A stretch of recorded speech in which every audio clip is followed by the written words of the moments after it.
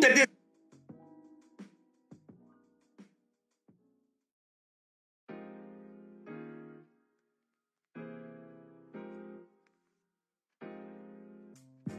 Okay, there you go. Y'all can hear me.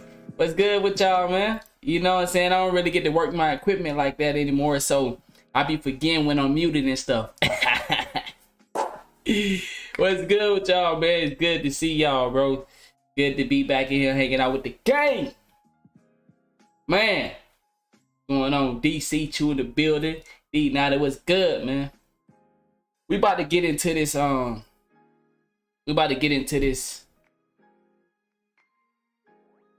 this internet. DC, we about to get into the internet. The internet. I'm gonna say this, bro. Hassan Campbell said a couple months ago. He said this. I give him credit for this. He said a lot of rappers, a lot of big name rappers finna pass away this year. The distraction finna be major this year. That's all I'm gonna say. I'm gonna say more later, but for right now, that's all I'm gonna say. Now, don't none of us actually know. But I haven't watched the Call Me Kinfolk video yet. We're gonna watch that. I got it loaded up in here. What I will say, I seen a picture of Takeoff last Instagram post. Can you guess what Takeoff last Instagram post was? Can anybody, do anybody here know what I'm talking about? Takeoff last Instagram post. Now I haven't watched anybody video. This is what I just seen. I just saw this. His last Instagram post was, he quoted, I don't know, did he put a song up or something? He put a song up of him and I think it was Playboy Cardi. And the song was Stop Breathing.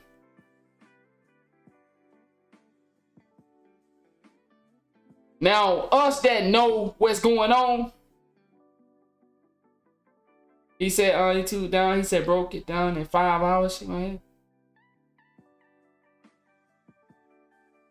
It's crazy how that YouTube dude broke it down in 5 hours. Shake my head. That YouTube dude. Oh, bro, it's a lot of people. Some of us are already, let's just say this. Some of us are not sleeping sheeps. There's not a lot of us, but there's some. There's people that acting like they don't know what's going on. I haven't watched nobody video yet. Let me say this. Yo, homeboy shot him on accident. Oh, come on. It's over with right there. For us that know what's going on, that's all we need to hear. That's all we needed to hear. For the people that know what's going on, your homeboy shot him on accident. It's case closed.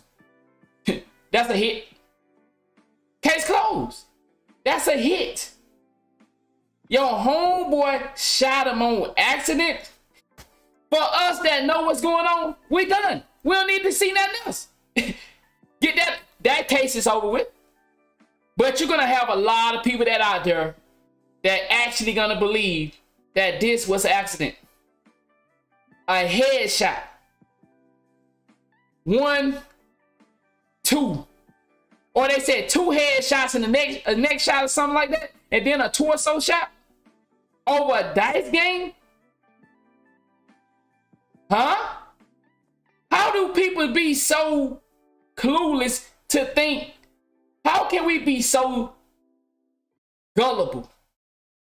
I know we not. Listen, I'm not talking about us. How could the world still be gullible in 2022 when all the conspiracy that used to be conspiracy have came out to be true?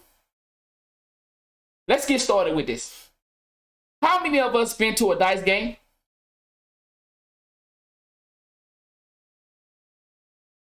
How many times have you seen someone get shot at a dice game?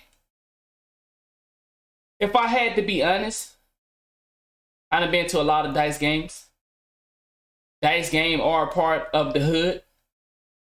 Is they a part of hip hop? But we're gonna get to that. Let me slow down. Dice game are a part of the hood, especially in the black community. Dice game is very popular. This is what we do, especially on a Friday night. Friday night, you got your check. Everybody got their outfit on. You're gonna go out. And when you go out inside the club, they'll say pool table, and everybody got that pool table. Or everybody go post up at the car wash and we shoot dice. Or I've been shooting dice since I was in school. I've been shooting dice since middle school. Raise your hand if you've been around the dice environment since you was a toddler.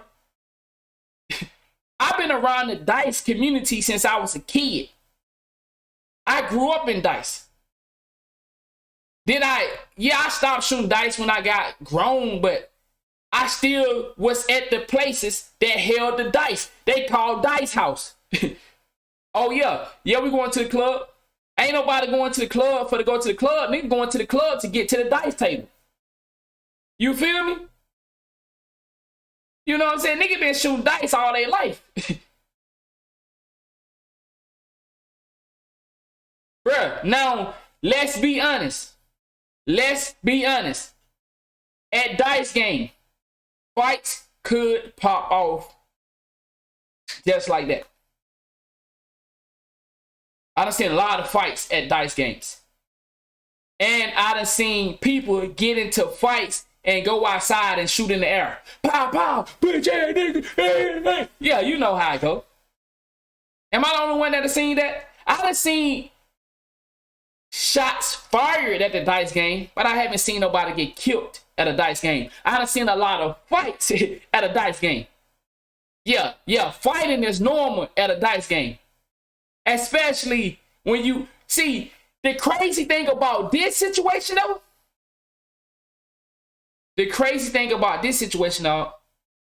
Y'all notice they had two of the same incidents back to back. First, it was Duke the jeweler. He was at a dice game. He was showing off his jewelry and all that, but what was going on? It was an event that Boosie held, and what they saying, Duke the jeweler won a lot of money. Fast forward, a couple weeks later, we have another dice game incident. Are y'all seeing the play here? This is what's so tricky about this one. Why are they connecting a dice game with hip hop? Something strange going on.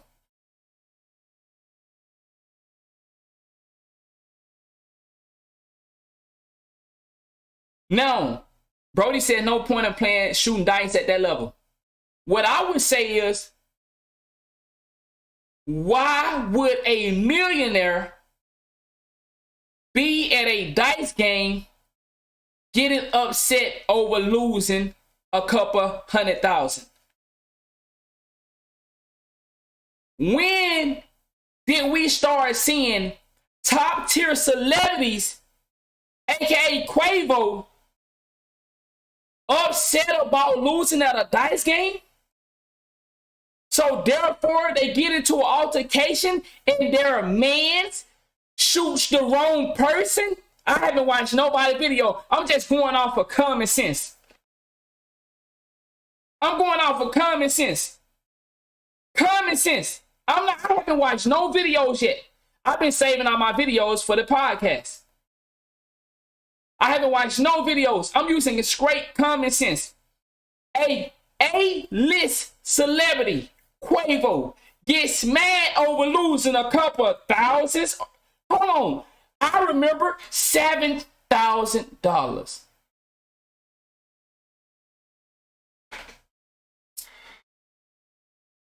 Not even a couple hundred. You telling me a A-list celebrity, rapper, a man that bought this woman Birkin or whatever. He was going around being promoted as a trick. The girl telling people that, yeah, Quavo bought me this and bought me that. And then now he want to take it back and all that stuff. All right, cool. But yeah, you're going around living life as a trick. And you telling me that guy got mad over $7,000 at a dice game? Yeah, I'll wait. Yeah, I'm not that stupid. I'm not that stupid.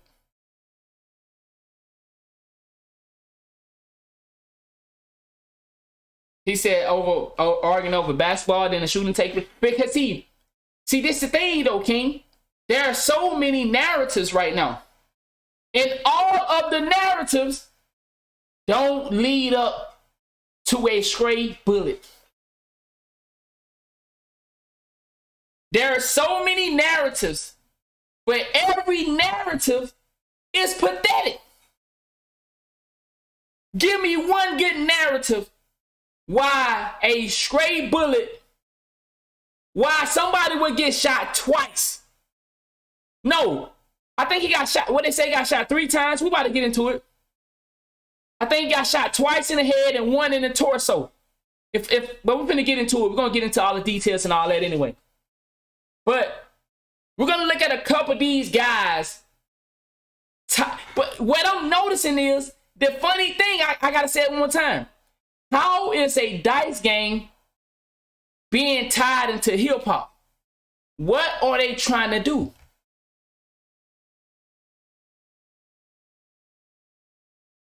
The dice game been a part of the black community, whether hip hop is around or not. Why are they trying to tie the two together? That's what I can't figure out. That right there been puzzling me. What does hip hop has to do with a dice game? Just because he's a rapper don't mean nothing. But why are they connecting the two? Oh, we know he got sacrificed. Either he got sacrificed or one of his double got killed and he's somewhere living La La Land. Yeah, it's one of the two. Either he really got killed or either one of his double got killed and he's somewhere chilling. Oh, but you know, there are some people out here that still don't believe stuff like that exists. We're in 2022 and dudes out here really thinking niggas don't have doubles. In 2022, that's why we're going to be watching this video right here. What is Perkio?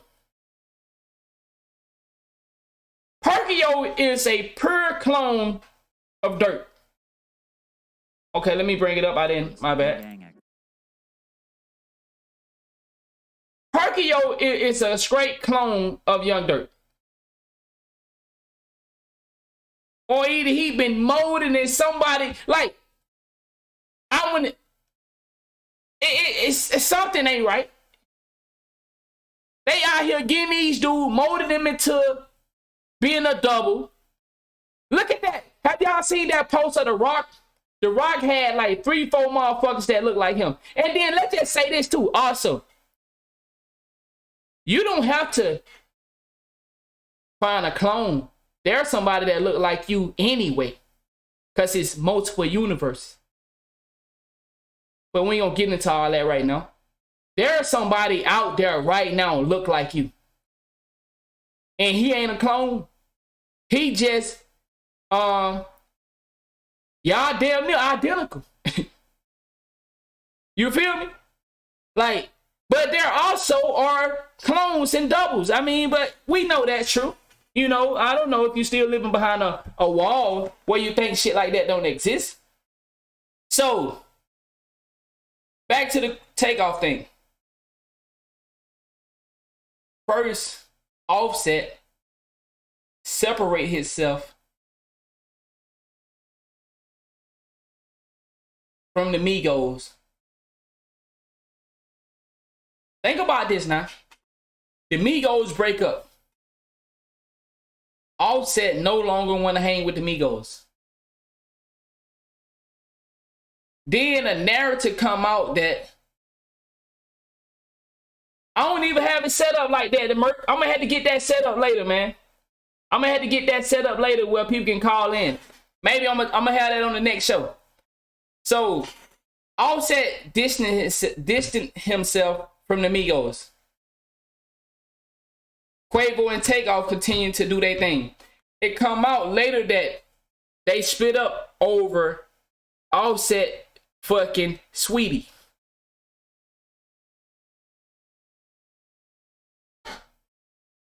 Huh?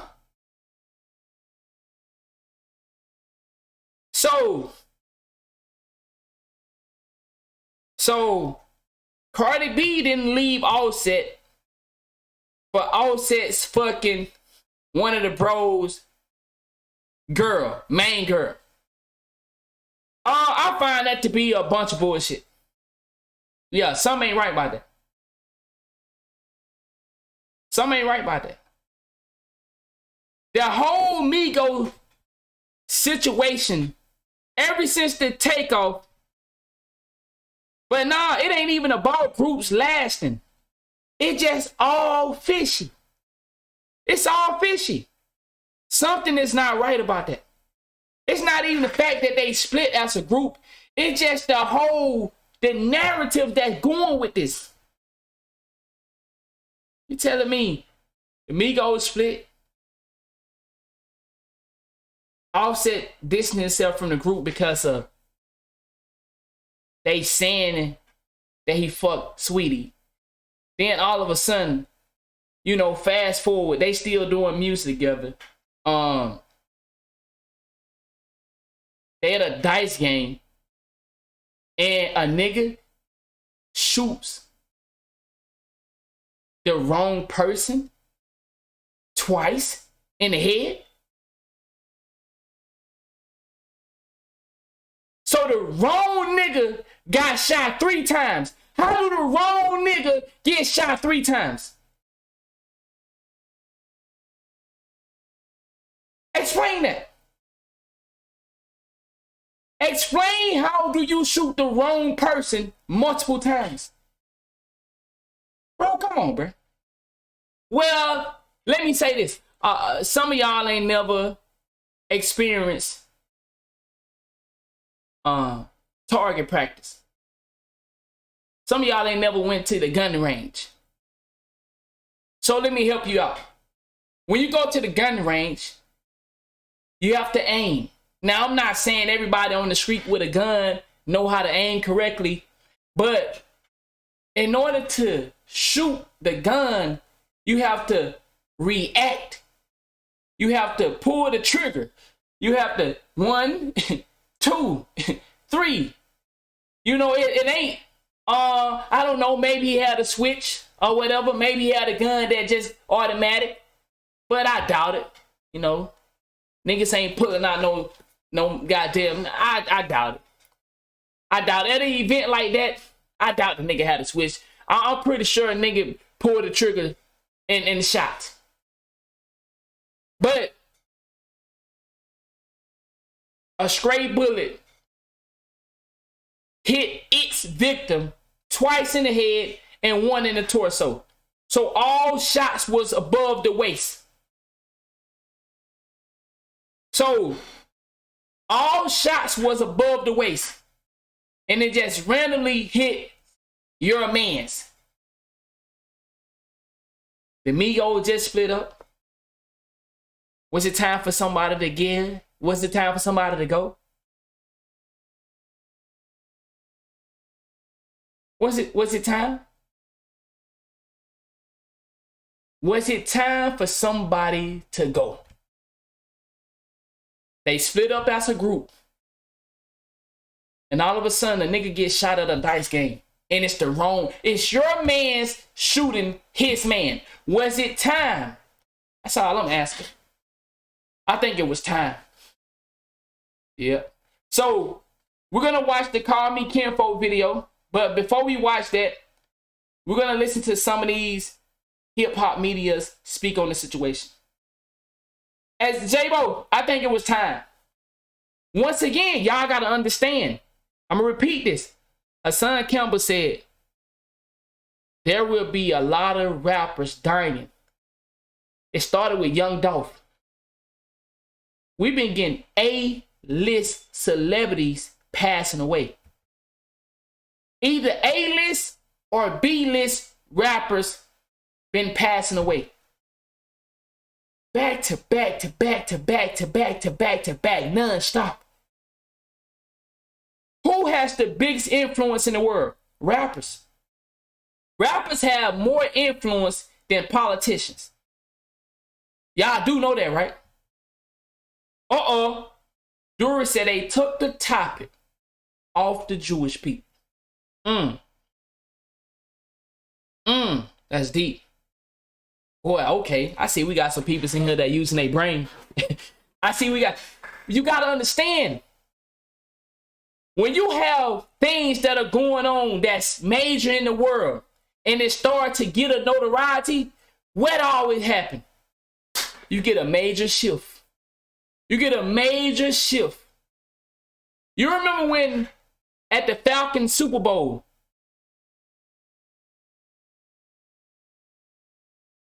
the game was going, and all of a sudden the light just went out.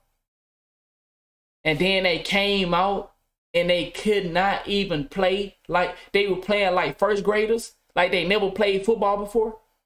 You remember that? These guys was dominating the game. And it's like somebody made a phone call, cut the lights. They cut the lights. How long did the lights stay out? It's like, nigga, what the fuck just happened? These niggas came back and could not play. And then they gonna try to say, oh, they got cold. Nigga, these professional athletes. Ain't nobody trying to hit no shit like that. But that's how the world works. Y'all gotta understand the pressure that Kanye West and Kyrie Irving had put on mainstream media and the narrative that they control the black voice and the way we see us as a people. Y'all got to understand the pressure behind it. Motherfuckers can say what they want to say. Oh, nigga getting cancer. Yeah, niggas might have getting cancer. But guess what? What else other than the war that is going on right now that we also being distracted by? Because Kanye West was a distraction also. Don't get that twisted. But at the same time, Kanye West was a distraction, but what he said was real. And it resonated with a lot of people. And believe it or not, motherfucker talk that shit on the internet, but Kanye West got a lot of supporters. A lot of people are backing Kanye West. Now, you can, motherfuckers say anything to keep their job. Come on. Y'all know what I'm saying? Motherfuckers will say anything to keep their job. But black people, white people, Jewish people, you had Jewish people supporting Kanye West. Did y'all know that? If you go look on YouTube, there are Jewish people saying they agree with Kanye West. See, what y'all gotta understand that just because Kanye West was talking about the Jews, he talking about the Jews that run the shit. He not talking about the everyday citizen Jew. Why would I be talking about so they tried to switch the narrative like Kanye West is going after the race of the Jewish people. Or not the race, because Jewish people is the community. Or that group of people. Nah, Kanye West was talking about the Jewish people that are in control. But the whole Jewish community felt like they need to stand up for something that they don't even know what the fuck they standing up for. They just feel like, oh, the media is saying he attacking our people. So, well, hey, yeah, fuck Kanye West.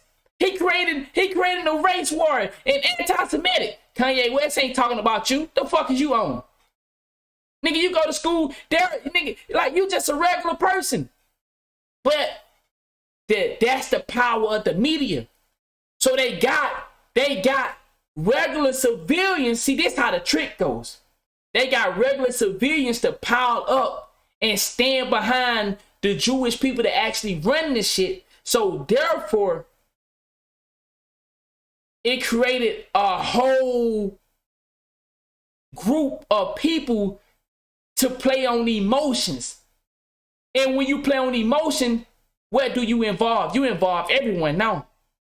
So instead of them listening to what Kanye West was saying, was attacking the ones that are in control, not the everyday Jew, it just played on emotions. So therefore, guess what? You got other people. Yeah, man, Kanye West, you ain't right. The fuck is you mean he ain't right? Kanye West is not talking about you. What did Kanye West tell that dude? You not a billionaire. So why would I listen to somebody that's not a billionaire? That don't mean you're not smarter than me. But clearly I have made choices in my life that says I am able to achieve things that you wish you can achieve and you can't achieve them. So why would I listen to you? That is levels. Kanye West not talking to the nigga that go to work. No, he talking about the niggas that sit on their ass like that dude did when Charlemagne asked him, why would you be hiring the same thing that you say is a poison for our community? And that man said, well, hey, I gotta eat. He talking about those Jews. He talking about the ones that made Nick Cannon apologize and took his show from him. Them people. Not the everyday citizen, but like I said, when you play on emotion, because see, 99% of the world live their life through emotions. They're not going to actually think about what the man's saying. They're going to look at, because once again, 70% of the world is followers. Oh, he hurt their feelings. But did you hear what he said? Kanye West said, my feelings been hurt for my people forever. You got to understand what Kanye West is doing. Then you back it up with what Kyrie is doing. And like I said, believe it or not, what Kyrie said, I got an army with me. So you can't make me change my stance. What Kyrie said? Kyrie said, I got an army with me. So what do you need to do when you got national media? It's not covenant, but you got national media that support Kanye and Kyrie of all races. It's not just black people support what he's saying. It's not just white people support what he's saying. It's not just Asian people support. It's people of all races saying, because y'all got to understand too, the whole on black thing is an emotion. Black lives matter. It's an emotion. White lives matter. It's an emotion.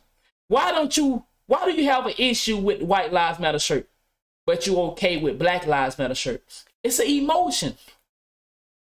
It's all emotions. And that's how they use us year after year, day after day.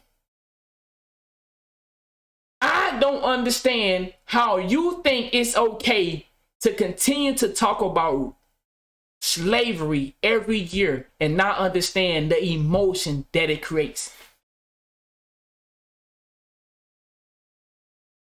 Huh? Oh, because you grown enough to understand. What about the people that said, oh shit, so they did that to my people? It creates emotion. It creates emotions. The world thrives off of women spinning. Why? Emotions. Everything is set up.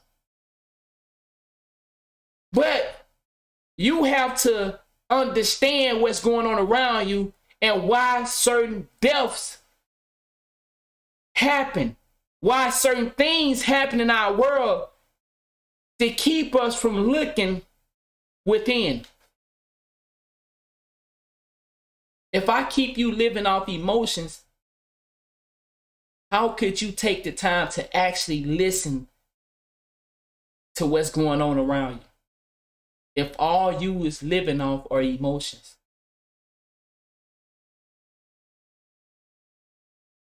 This death of Takeoff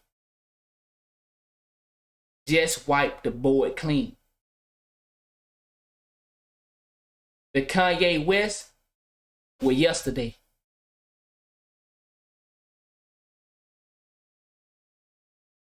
The Kyrie Irving were yesterday. And if you notice, every mainstream media, that's their focus point right now. Y'all know that? Y'all don't see, they not talking about Kanye West anymore. They not talking about Kyrie Irving anymore. They have a new topic. Come on, bro. How do we throw something in? How do we get your attention? How do we erase the thing that matters to you? My boy said, why they don't talk about our true history? Because you might want to become that. Why would I talk about something that helps you thrive? Nah, I'm going to talk about slavery. Because as long as I talk about slavery and as long as I promote that, you don't thrive. You don't thrive. You don't see yourself going forward. You only can see yourself being beneath. So when Kanye West made us think about things that matter in our community, Kyrie Irving was doing things. And then, like I said, when they won that case against COVID, Islam, when they won that case in New York, ain't nobody come out and apologize to Kyrie Irving for not taking the shot. Now, one media. Y'all notice that? We finna get into the Takeoff situation. I just want to ask this question. Y'all notice nobody came out and apologized to Kyrie Irving for not taking the shot?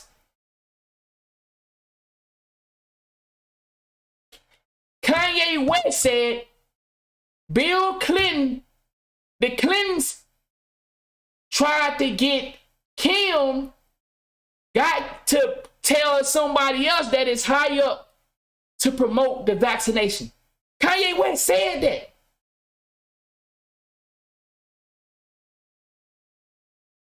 Y'all, Kanye West said that. Kanye West said the Clintons got Kim to try to get him to push the vaccination and also tried to get this other big rapper. He said, I'm not going to say his name. He didn't say his name. Tried to get him to push the vaccination.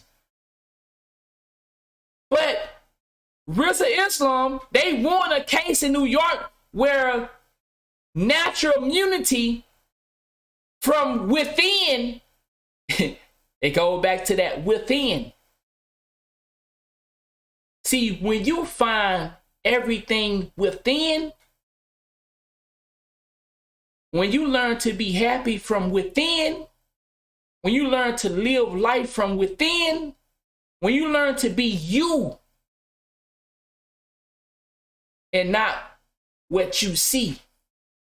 I am me. I am who I am. I had to tell my lady today.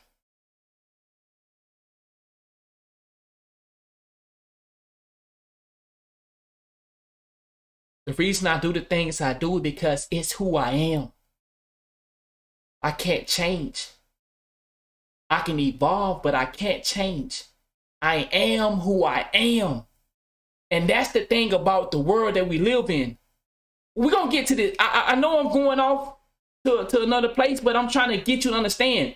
As long as they keep us worried about things outside of us, we'll never truly understand the play that they're running every week. Every week, they're running a new scheme to keep us from learning us. I don't know if I'm making sense. Type 1 if I'm making sense. Type 1 if I'm making sense. Type 1 if I'm making sense. The play is so amazing that we get to never learn us. That's why they constantly promote propaganda. They constantly promote things that don't make sense to us. The world we live in don't make sense. Tell me, how does it make sense? It don't make sense at all. But that's because we constantly dealing with something that is outside of us. Death is outside of us. Because when you truly understand, death is not nothing to fear. But where do we live? They constantly having us to be afraid of things outside of us. So we don't even get to live life because we so worried about the things that can affect us from the outside. And it's not coming from the inside. So Kanye West was sparking something up. Kyrie Irving was sparking something up. But my people in here, I know I got a lot of 2K supporters. When we started to make some noise about the VC prices, what did they do? Somebody tell me what they did. Because I know I got a lot of 2K supporters. When we started to make noise and we got Running to speak on VC prices, y'all remember? Running had that dude asked him because the community was on him. What did they do? And everybody jumped on it. What did they do? Can somebody please, can I get somebody to help me out with that? We started making noise about the VC prices, and what did they do? Somebody talk to me. Let's see if I can get somebody to get this right. Who gonna get this right? Let's see. Okay, we're finna get to the other stuff, but I just want to see, because I know I got a lot of 2K. He said, no, they did something. They did something. Nope, that's not it. Nope. Somebody gonna get it. Okay, it don't look like nobody gonna get it. Nah, they gave us the replica bills. When we was talking VC prices and we got Running to address it, the replica bills flooded the market. Everybody stopped talking about VC prices and went to, damn, look at this replica bill. Look at this replica bill. They changed the whole narrative. Do you think replica bills came out that fast? No, sir. But you not gonna understand. You think they just know everything is about timing. The replica bills was not supposed to be released that fucking early. Believe it or not. But because we was bringing so much attention to them VC prices, they had to bring in a distraction, and they knocked it off with the replica bills, and then they came with the steals. Then they did some other shit. So they keep you busy, because if you think about the true issue, which is the VC prices, see, that's the core. That going back to within. As long as I keep you looking on the outer, you don't never worry about the within. But let's get back to the Takeoff stuff. I hope everybody having an amazing night so far, man. Let's get it. Let's hear what they got to say. Then gonna watch the Call Me Kinfolk and see he gonna break it down. You know he normally do a great job. He said, my bad. Someone explain the replica bills for me. It's basically just it's an illusion. The replica bills is so much of a fuckery that if you look at some of the replica bills, the stats didn't even match up to what an NBA player would do. I think the replica bill of Dwayne Wade, nigga had like a 50-something dunking. The illusion is crazy. But just the fact that one would say, I just traded Steph Curry. My nigga, you made Steph Curry when you made a playmaking shot creator. But the illusion, because they understand. They have scientists. Niggas that go to college for this. So you gotta understand. And I understand some of y'all get fucked up because you just a nigga chilling trying to play 2K. You ain't thinking about all the fucking outside shit that attacking you. These niggas go to college to scam you out of your money. So I understand why you would think it's sweet. Oh man, but We not here to talk about 2K. I just know that I got a lot of 2K supporters, so I try to tie the examples in for you, and I hope that was a good example. But let's get into this. Let's get into it. All right. Like that right there. Yeah, let's go. All right, so we're gonna look at the media, talk about it, then we're gonna go to Call Me Kinfolk, and we're gonna see how they choose to ignore the real issue here. That this was a hit, and this don't have nothing to do with hip hop. This is a part of the black community. Shooting dice is a part of the black community, and I'm sure everybody here that shot dice at some point from middle school. I was shooting dice in the 7th grade. I think my first time shooting dice, maybe 6th or 7th grade. No, I was flipping coins for money. That's how I used to gamble. Okay, what I got here is to tell. And like I said, for y'all that don't know this story, for y'all that been watching me a while, you know the story of the person that taught me how to gamble was a stud. And you know, she taught me how to gamble. You feel me? She taught me how to cheat. I didn't know how to cheat. And she used to take all my money. You know what I'm saying? But she wasn't a regular stud. She was a stud that was like thick and all that, had titties. Like she was the #1 basketball player in my state. You know what I'm saying? Listen, I ain't gonna tell y'all the story right now because we ain't on that.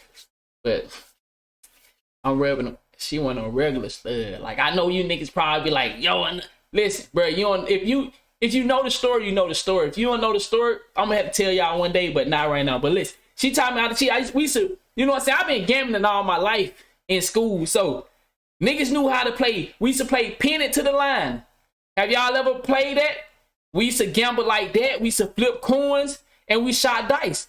That was our 3 ways of gambling. I'm gonna be honest. And nigga was doing rock, paper, scissors. Like, bro, I don't know why. How it's so addictive.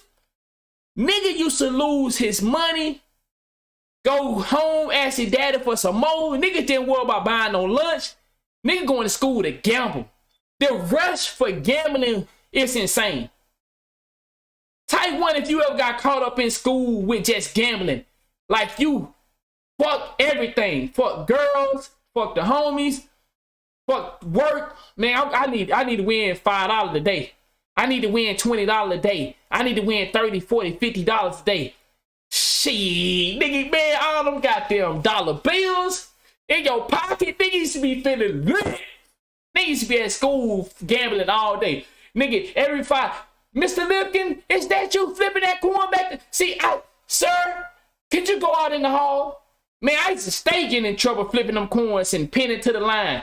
Nigga, fuck work. Nigga, I got so caught up in gambling. So, gambling, growing up, man, that's the thing to do. That was a hobby. That's just like playing basketball. Motherfucker love shooting dice. You know what I'm saying? But, so I don't understand. He said I was a quarter gambler once. He said, pitching to the line was the jump off. Like, nigga, I ain't gonna lie, I was so fucking good at, y'all call it pitching to the line. Where I'm from, we say pin it to the line.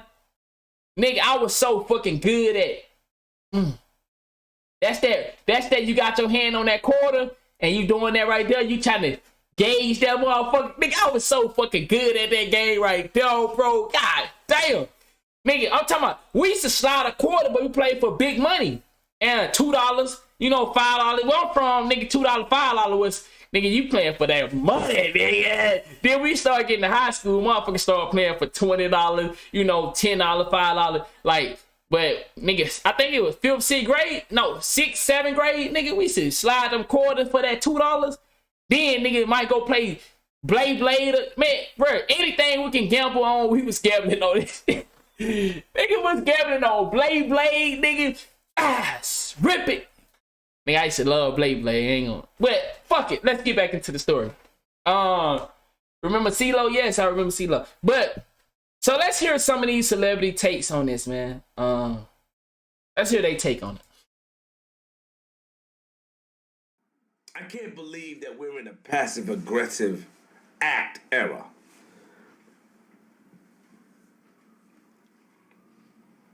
We're in the PAE. Pay. Passive Aggressive Act era. What do you mean, Flip? I'm reading the comments. I'm about tired. Like, I don't really respond because in my mind, I'm in a different space. But let me come down to speak to the new people of the pay era, the Passive Aggressive Act. I did a blog yesterday on Takeoff, God rest his soul. And I talked about dice games bringing people together. And people like, Flip, you bugging dice game. It does. You can tell who's outside and who's not. Not everybody died from a dice game. Bingo. I gotta agree with him. I seen his first video, and he said, and a lot of people got on his case for saying dice game bring the hood together. If you from the hood, you know he not lying. Dice game is a part of the black community. If you from the hood and you outside, what he's saying, he not lying. The dice game is just like a basketball game. If you somebody, you in the circle. You at the dice table, whether you playing or not. If you, and I know it probably sound fucked up and it probably sounds stupid, but the dice game brought the hood together. Motherfucker might fight, but nobody wasn't getting shot at the dice game. Like I said, the most you will see a nigga do is go outside and shoot in the air. Because he, you know, he feels some type of way, but I ain't never seen nobody get shot at the dice game. I seen niggas go outside and shoot in the air a lot of times. I seen niggas get to fight. But I done seen a lot of niggas, real hitters, real steppers, real dope boys, lose their money, and the most they do, man, I'm finna go find me a bitch to fuck on. Fuck y'all niggas over here. Once a nigga, cause see, where I'm from, the dice game is in the club. Or like I said, at the car wash. Or at somebody's house. But it usually is girls there, they dancing, it's music. So when a nigga lose his money, he already, like I said, I understand why a lot of people are upset because they don't know. Most niggas at the dice game have a name for themselves. So therefore, females, I know y'all probably think it's crazy, but females fuck with niggas. If you at the dice game, you pretty much was a nigga that can get pussy. Now, I'm not saying everybody at the dice game can get pussy, because there's some niggas that just with squares, but in the hood, females follow the money. And if a nigga at the dice game and he lost his money, they like, shit, okay, nigga lost his money, but he'll re-up type of nigga. So a nigga lose his money, he talking shit, he going to dance with a female. That's how it was. I ain't never seen no nigga, thanks. I ain't never seen no nigga feel like, okay, fuck you, bitch ass nigga. You know what I'm saying? Come outside then. Nah. But you do have dudes that talk reckless when they win that money. So therefore a fight might pop off. But for a shooting, I ain't never seen nobody get killed at the dice game. Like I done seen a lot of situations where people could have got shot, but I ain't never seen nobody actually shoot at the dice game. But to touch on his point and get back into the video, dice games are just like football games. They just like going to a horse race. They just like a basketball game. They do bring the hood together. I agree with. Regardless of what, the way society is put together, we have to get the dollar or become rich or try to have a come up. That's how it's in our blood. Not everybody dies at a dice game. You know, a lot of people die at basketball games. Basketball games bring community together. Facts. Hey, what do a basketball game do in the hood? See, this what, and I understand what he's saying. A lot of people be on the internet and they don't know how we are in the hood. At the basketball games, niggas go to shooting.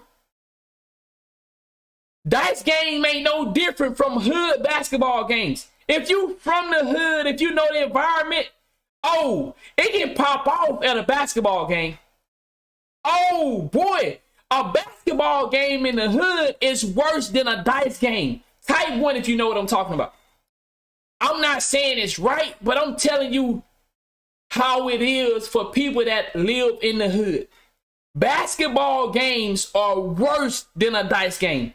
That's why for a nigga to get killed over $7,000, for the ones that know, you know it's some fuckery behind it.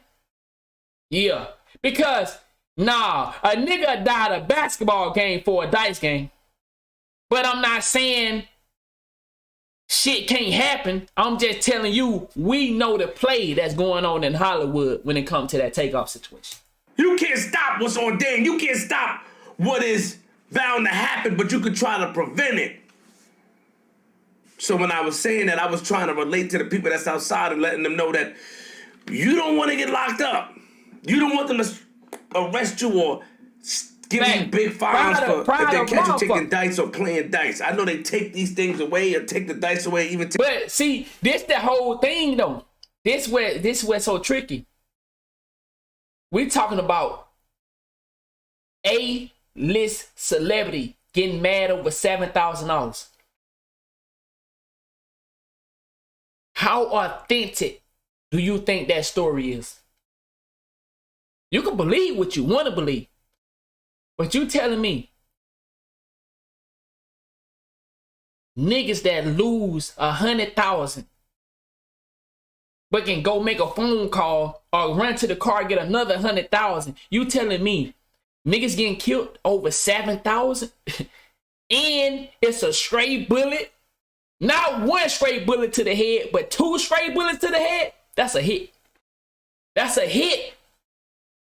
All right, okay. Take the money away. Okay. We got the crooked cops, but you don't want to do that. But we always got to make a joke.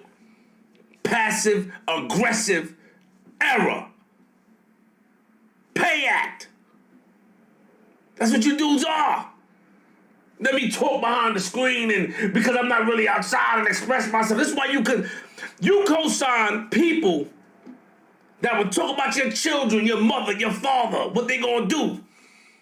That's facts. But then say they gonna call the police if you touch them. It's just words. That's facts. That's the power of the internet. On the internet, niggas can say whatever, and we, not me.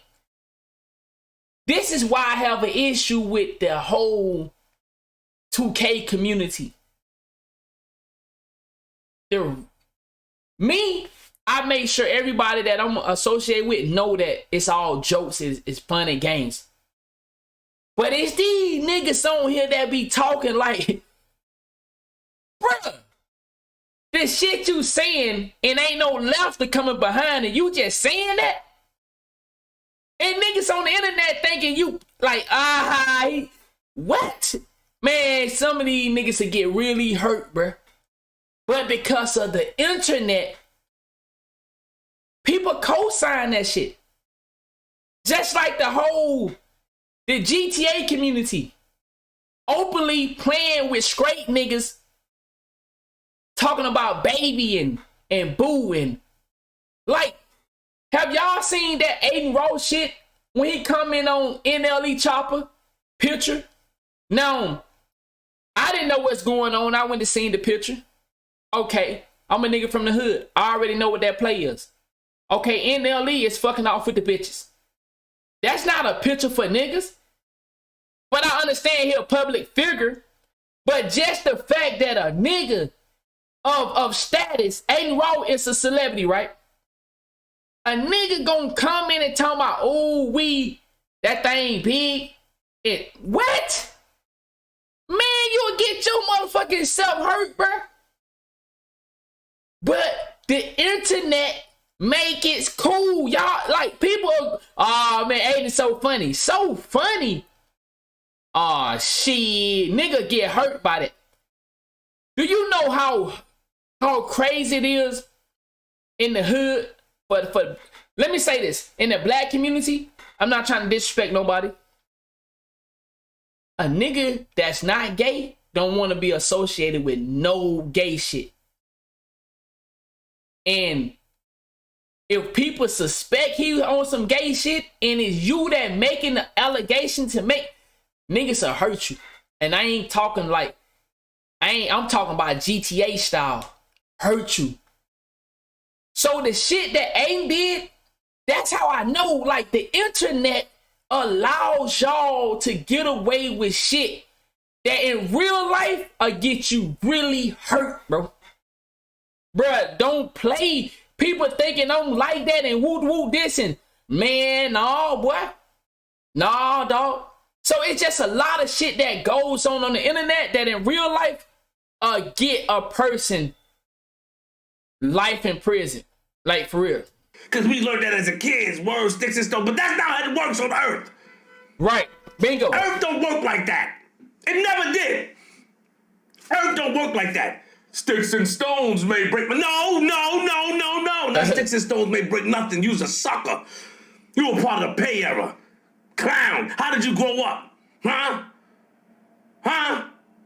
Throw a rock and hide your hand and then call police. That's a sucker. We ain't grow up like that. We can tell who's not from outside or who's from outside. We can tell. A lot of you guys that was outside or they got picked on that was a... Bro.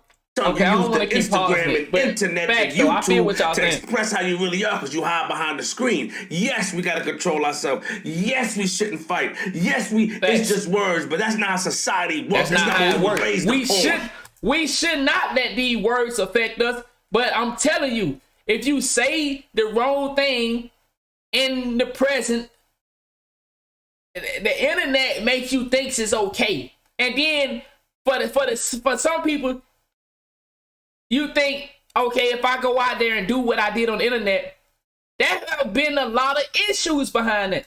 This is why the youth laugh at you. A lot of y'all want to use the youth. Believe it. The youth, save the youth. Stop using the youth. They don't respect you. You're not outside with them. They laugh at you.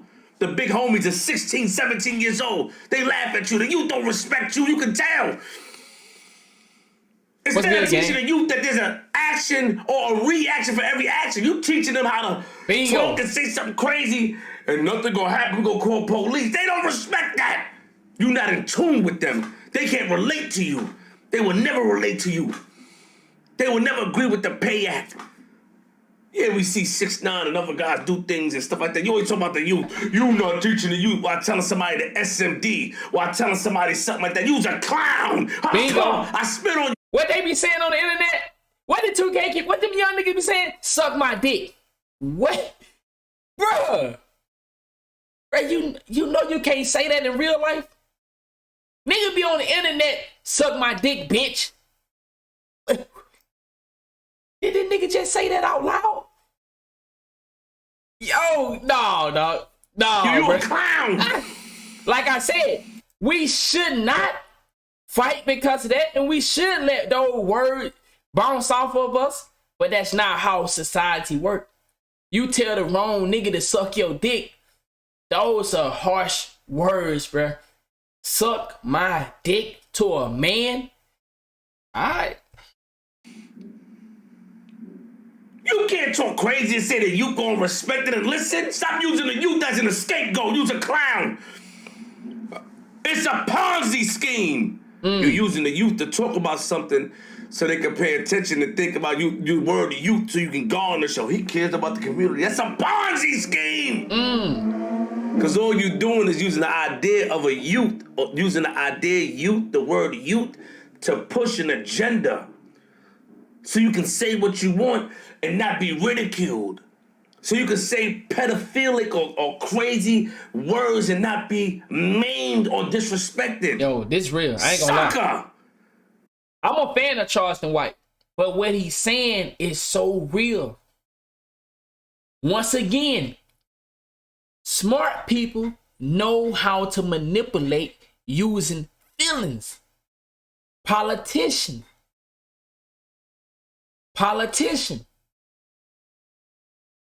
Smart people know how to use feelings to get what they want. Pay that. We got people. Bingo, DC. DC. Know me that wouldn't even play with me in person, but they come on the internet to play around. Because the internet validates passive aggressiveness. It's the era we in. Look what's going on with the man situation and all that. You think in real life, anybody, and then you put all these type of things on our shoulders because we look like bullies. But the people that's really outside to have some principles, you guys laugh at. Let's talk about it. Let's talk about it. It's impossible for a man to grow up like that and be like that, to be around gangsters. He had to be a son. No, that wasn't me. He had to do this and do that because all he do was clown and crack jokes. No, I'm comfortable in my skin. You don't show the youth to be comfortable in their skin. You don't show them. Everybody want to be a chief and a leader and that dude. You can't be that dude. You don't got it like that. You're not confident enough. You can't look in the mirror and be confident and say you're proud of yourself. You're not confident. You can't go outside and take your shirt off. You can't admit you had the ESG and the surgery. You don't have it like that. You don't got the confidence. You're a coward. You want to live up to what people do. You watch rappers and Instagram and videos and all that to want to live like that, but don't want to go through the motion. You didn't go through the struggle. You don't know what it's like to eat mayonnaise sandwiches every day. I always talk about it. You don't know what it's like to be broke and not have food half the time of your life. You don't know what it's like. You don't know what it's like to have your father clean up a daycare in order to pay your rent or his rent or in order to pay the tuition. You was a sucker. You don't know struggle. So when you come up from that struggle and you find your way, you got to be proud of yourself. Teach the youth that. And see, that's what I'm talking about right there. I know where I came from. I embrace where I came from. And that's what I was telling y'all, like, when a nigga came from nothing and he got something now, of course the young niggas gonna shine. But you still have to understand, you gotta learn yourself though. You gotta enjoy yourself without the added customizations. Because just shining with all this shit right here, all the money, if you lose that shit, which is very possible, who are you? I know what that feel like to be at the top of the outer me. I was at the top. When I lost the outer shit that I had, nigga, I felt worthless. I was depressed. That's what's going on in our world today. We not taking time to learn the inside of us. We not taking time to learn, who am I? What do I like to do? How many of us do things because others tell us to? How many of us have a job because our parents told us to? Not because we understood that it was a responsibility. Like, do that make sense? I am. Who am I? Why am I like this? Versus doing things. I do. Or who am I? Am I making sense? You have to know who you are in order to fully succeed and have self-satisfaction. As long as you live in life because of people telling you this is the right thing to do, how are you living your life? You're living the life of someone else. Do that make sense? Teach the youth to stand for something or fall for anything. You teaching the youth wrong. They out here killing each other. Why you on the internet telling somebody to SMD and say you gonna call police? Okay, I feel that's they what's don't up, respect you. You're not outside with them. They don't respect you. They don't respect you at all. You can tell who's outside with the youngins and who's not. Homies like Cone relate to the youngins. He say real stuff and try to bring peace together in Harlem. You not outside with them. Stop using the youth to push a agenda or a Ponzi scheme. You's a sucker. All right. I thought he was gonna speak more on the situation, but he wasn't. So we're gonna listen to Papa Duck speak on it, and then we're gonna go to the Call Me Kinfolk. Y'all already know. If y'all watch Call Me Kinfolk, man, y'all know what that background right there is. Like I said, he gonna look at the Takeoff situation, Murder by the Numbers from Gematria and stuff like that. Like I said, I 100% believe that Takeoff was assassinated. It wasn't an accident. You feel me? It wasn't an accident. It was an assassination. That's my honest opinion. But let's listen to what Papa Doug say, and then we're gonna go to the murder by the numbers from Call Me Kinfolk. As y'all know, we have another tragedy in the hip hop community. As y'all know, Takeoff from Migos was killed last night. And again, this is another tragic situation in the hip hop community. But I'm gonna go a step further than this, right? Let me take y'all a step further than this. We have to understand, He said, "Shit, I go why on." do people do what they do?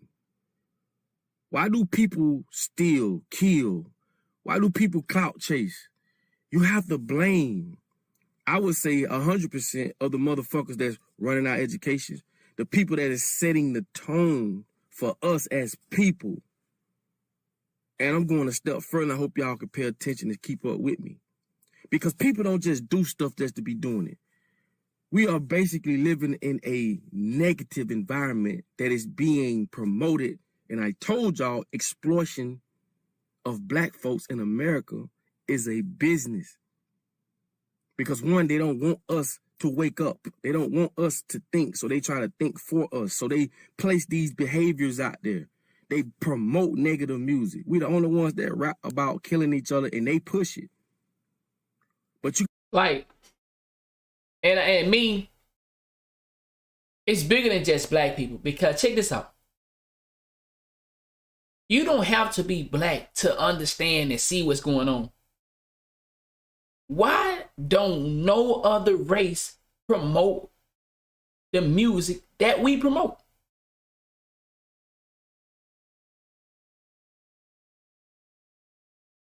I mean, you can choose to see it how you want to see it.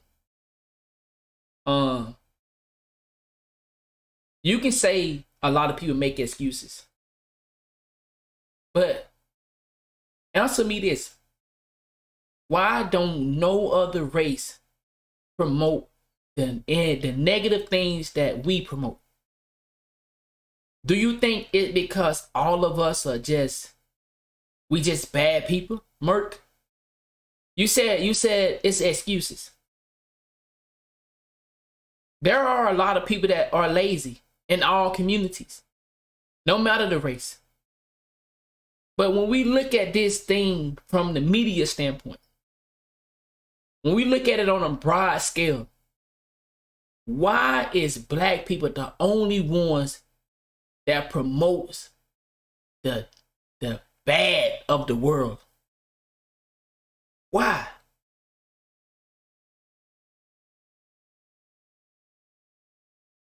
Something is strange about that.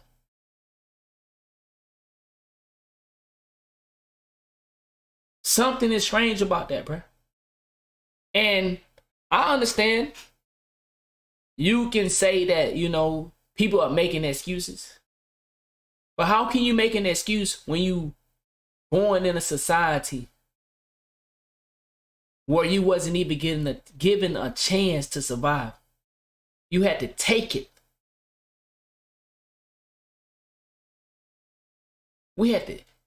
You had to take.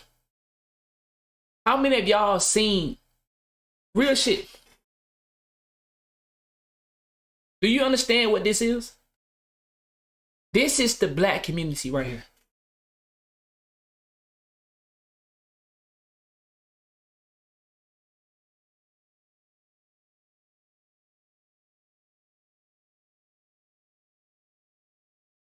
This is real, bro. It's not a joke. It's not a mindset. It's conditioned, bro. We all try to act like I'm not here to make excuses, bro. I'm here to show you what's real. This is real. We live like dogs. Some of us wake up. Some of us can't wake up. It's conditioned, bro. It ain't excuses. You was able to wake up and not fight your brother for a pack of noodles. You was able to do that. Some of us can't break that. When you look in your community, do you see trash on the ground? You go look at these other community, bro, it's clean. Because they was conditioned to take care of their environment. What they say, what we do in the lobbies, we piss in the lobbies. We haven't been conditioned to take care of our environment. We wasn't programmed to look after one another. It's every man for himself in the black community. That's not an excuse, bro. That's reality. That's how we was birthed. And I understand. Motherfuckers are lazy. Motherfuckers do make excuses. We need more rules from us. We need to understand how we are taken from one another, hurting one another, devaluing ourselves. That's what Kanye West was talking about. But I guarantee, based off the thing you saying, you was against Kanye West, huh, Merc? Tell me I'm lying. Just off of the things you saying, I know for a fact, when I see comments like that, those are the people that's looking at Kanye West like he making excuses. Oh, yeah, he took the money from them. Yes, Kanye West get paid by the same people he going after. But the fact that he's saying it is enough that we should pay attention to. This is us, in case you don't understand. Dude. Let go! Get the fuck out of here! You think this fake? This is real. Let my noodles go. How many of us can attest to this?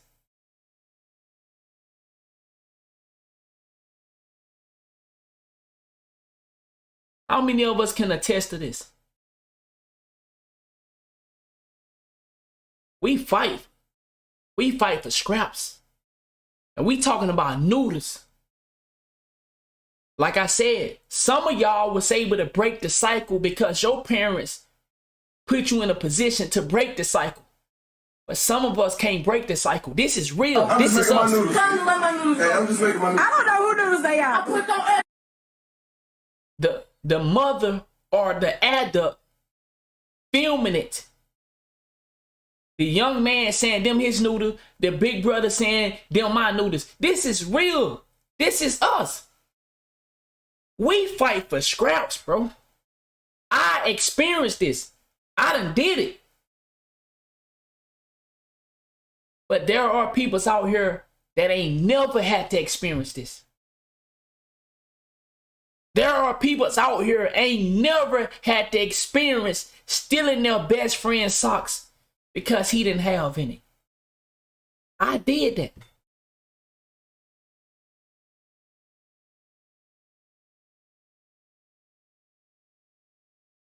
Y'all think it's a game.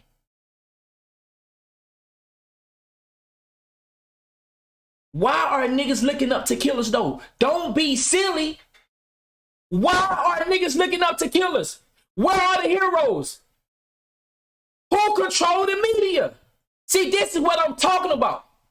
You saying niggas looking up to killers, but who else is being promoted in the hood? If it ain't a pimp, nigga, I was a pimp. Why was I a pimp? Because that's what was promoted to me. Nobody promoted being no fucking father, being no good nigga, going to get no job. Stop talking the bullshit. It start with school. Shut your bitch ass up, nigga. The fucking start with school, nigga. When school is designed to keep you dumb, nigga. Let me slow down.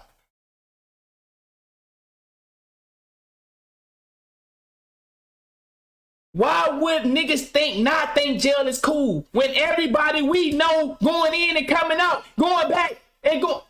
What? Why it's not cool? Who in here don't think jail was cool at one point? It's not a complex situation, nigga. It's a real situation.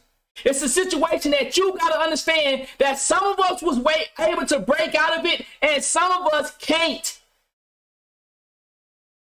But there are some people that never experienced this and trying to sit here and say, oh, niggas making excuses. Shut your bitch ass up, nigga.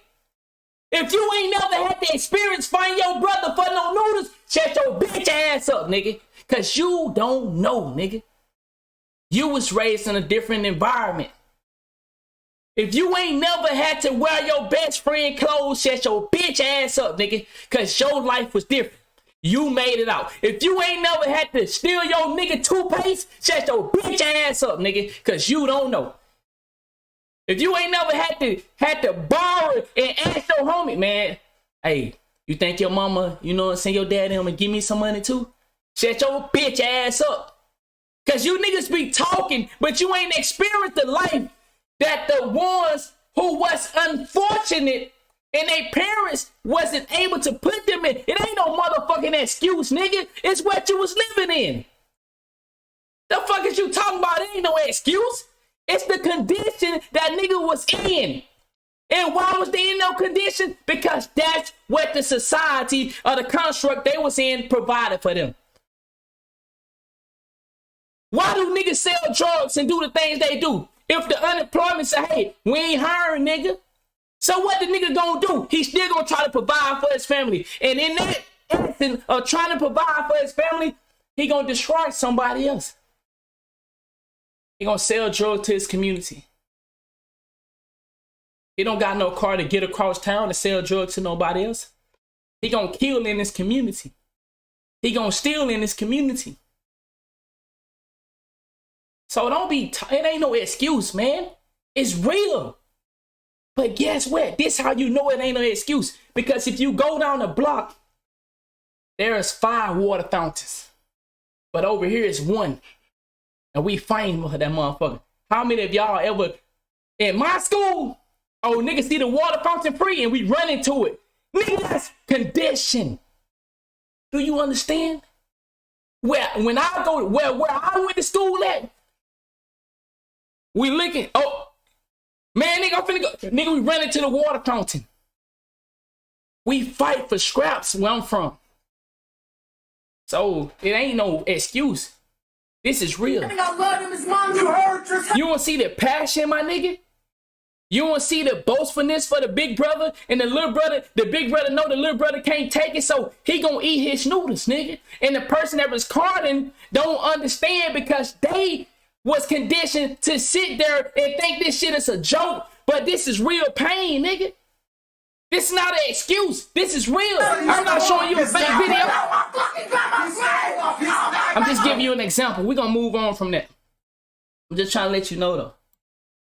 You gotta say why.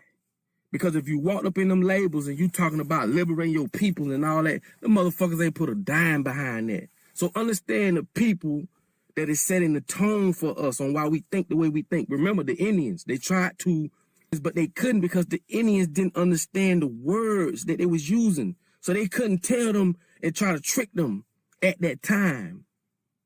Eventually they did because they used Christianity to do it. But they had to teach them what the devil was and what bad was, and they had to teach them these words in exactly, order to conquer her. them. And this is the same thing that happened to us. I'm saying your name correct. Who's setting the tone for the landscape that we live in? Bingo. Who set the tone for the landscape that we live in? If all you see is niggas going to jail, coming home, going back to jail, how are you seeing a thriving, healthy man or woman? But my ladies, if a lady is a hoe, why do you expect her not to be a hoe? When all she's seeing in her community from other women are gold digging traits. So you niggas be surprised when you run across a bitch in the hood that she done fucked everybody in the hood. Her mama fucked everybody in the hood. Her auntie.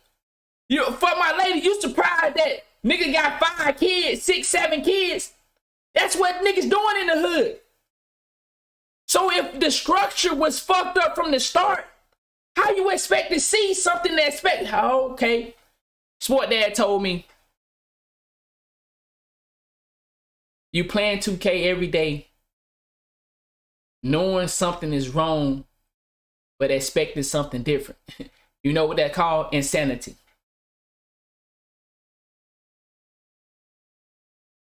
We do. I agree we need rules. But the spell gotta be broken.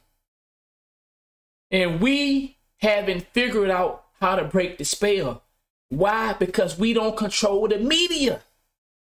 That's what y'all got to understand about the Kanye West situation. The media is, man, do y'all not understand how powerful the media is? You would never see your people thrive as long as the media keep them from thriving. As long as the media is projecting hood niggas, hood bitches, bad bitches, fat ass, titties, jewelry, cars, clothes. The media don't project nothing for the black community. What is you saying? The media is the power. If you can get the power, if you can, listen here. If the black community can get a positive light in the media for 1 year, you will see black people thriving on a higher level. But you can't see that because only a few black people at a time gonna see. Why all them people's over there doing well and all of us over here?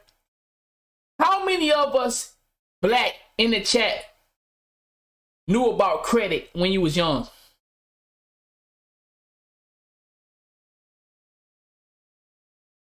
Type 1 if you knew about credit when you was young. Type 2 if you had no idea that you never supposed to spend cash. Type 2. Cash is useless. How you gonna make it yourself, bruh? You gotta.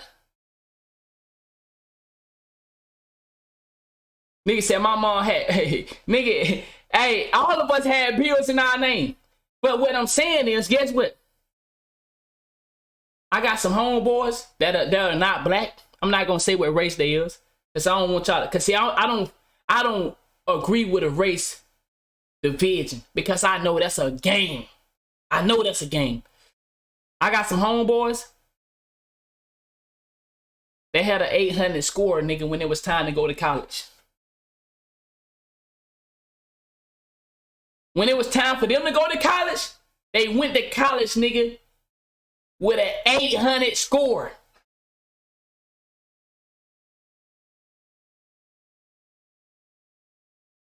Do you know how many non-black people have that opportunity versus black people? Because the fact of knowing, just we don't know shit. We don't know shit.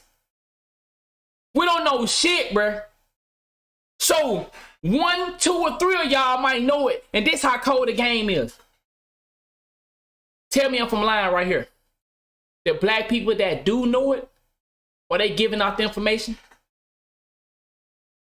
Type 1 if they giving out the information. Type 2 if they not giving out the information. That's how cold it is. Translate that. How many people that are successful, black, and trying to put you on?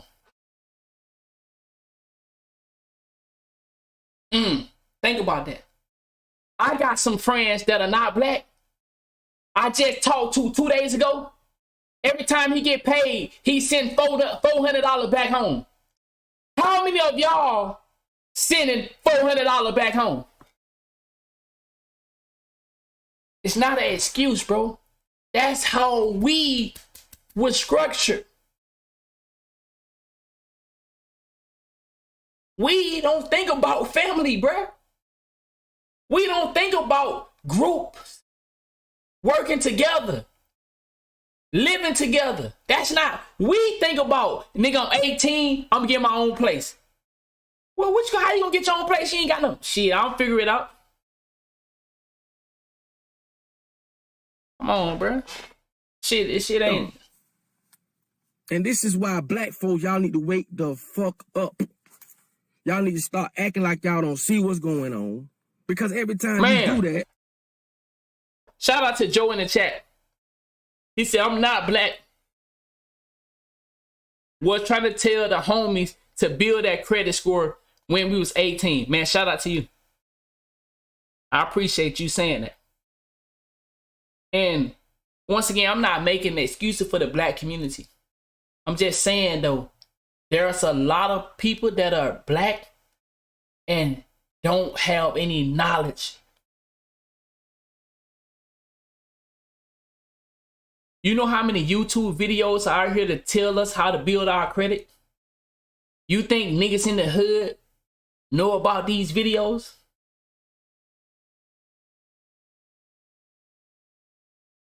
If it's not promoted, he said, I just said this. My bad, I missed your comment. My bad. If it's not promoted, why would nigga find? But YouTube teach you everything, but why? Hold on, Matt. Are you on YouTube learning how to twerk? Have you ever, Matt, I'm assuming you're a man. Have you ever went to YouTube to learn how to twerk? Have you ever went to YouTube to see a nigga doing it? You see what I'm saying? So why would a nigga from the hood, when that shit is not promoted to him, get on the internet and look for some credit shit? One or two gonna be, oh, credit, what is that? Okay. Yeah, one or two. But the majority gonna continue to live his life. And then when he get 30, 25 to 30, 40, he gonna find out, oh shit. Man, I could have been doing what when oh shit. Nigga, I done wasted 40 years of doing this and doing. Yeah. Now, I'm not saying that don't happen to other community, but let's be honest. Come on, man. Y'all understand what I'm saying? Right? You basically saying you ain't shit. And I'm gonna tell you put why. It in the book. You can when put you it see anywhere. what's going on with Kanye.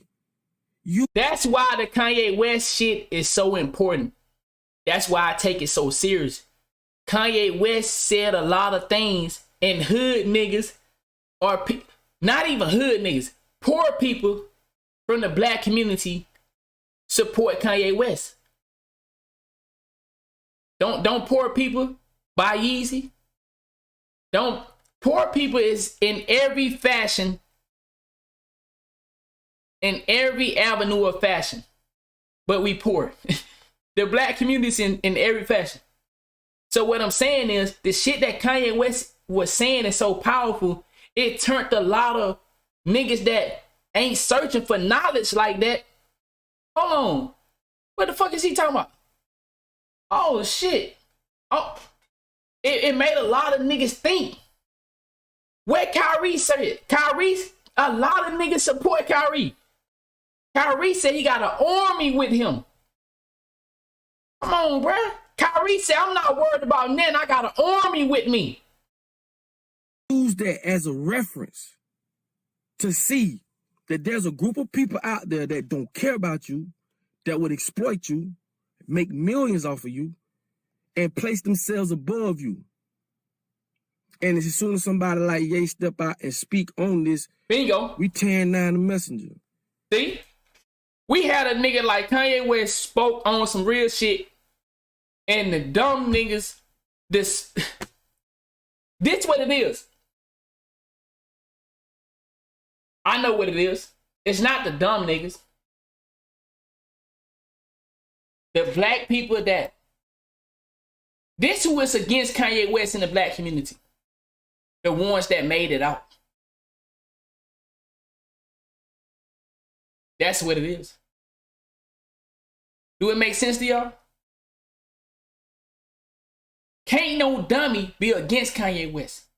The only niggas that gotta be against Kanye West are the ones that made it out. Them the only ones. Because they feel like, I made it out. Why you can't wake up? My nigga, you still believe in Jesus Christ. So apparently you ain't woke up too much. Stop the bullshit. Some people wake up on their own terms. And some people take longer to learn something than others. So it's niggas that made it out. I made it out the hood. I'm doing good in life. You made it out the hood, bruh. You had a different upbringing. Some niggas ain't make it out, bruh. Some niggas, so it's the niggas that made it out and looking like, shit, them niggas just lazy. Them niggas just don't want to do nothing. Bruh, you made it out, bruh. Some of you niggas only made it out because you joined the military. Let's talk about that.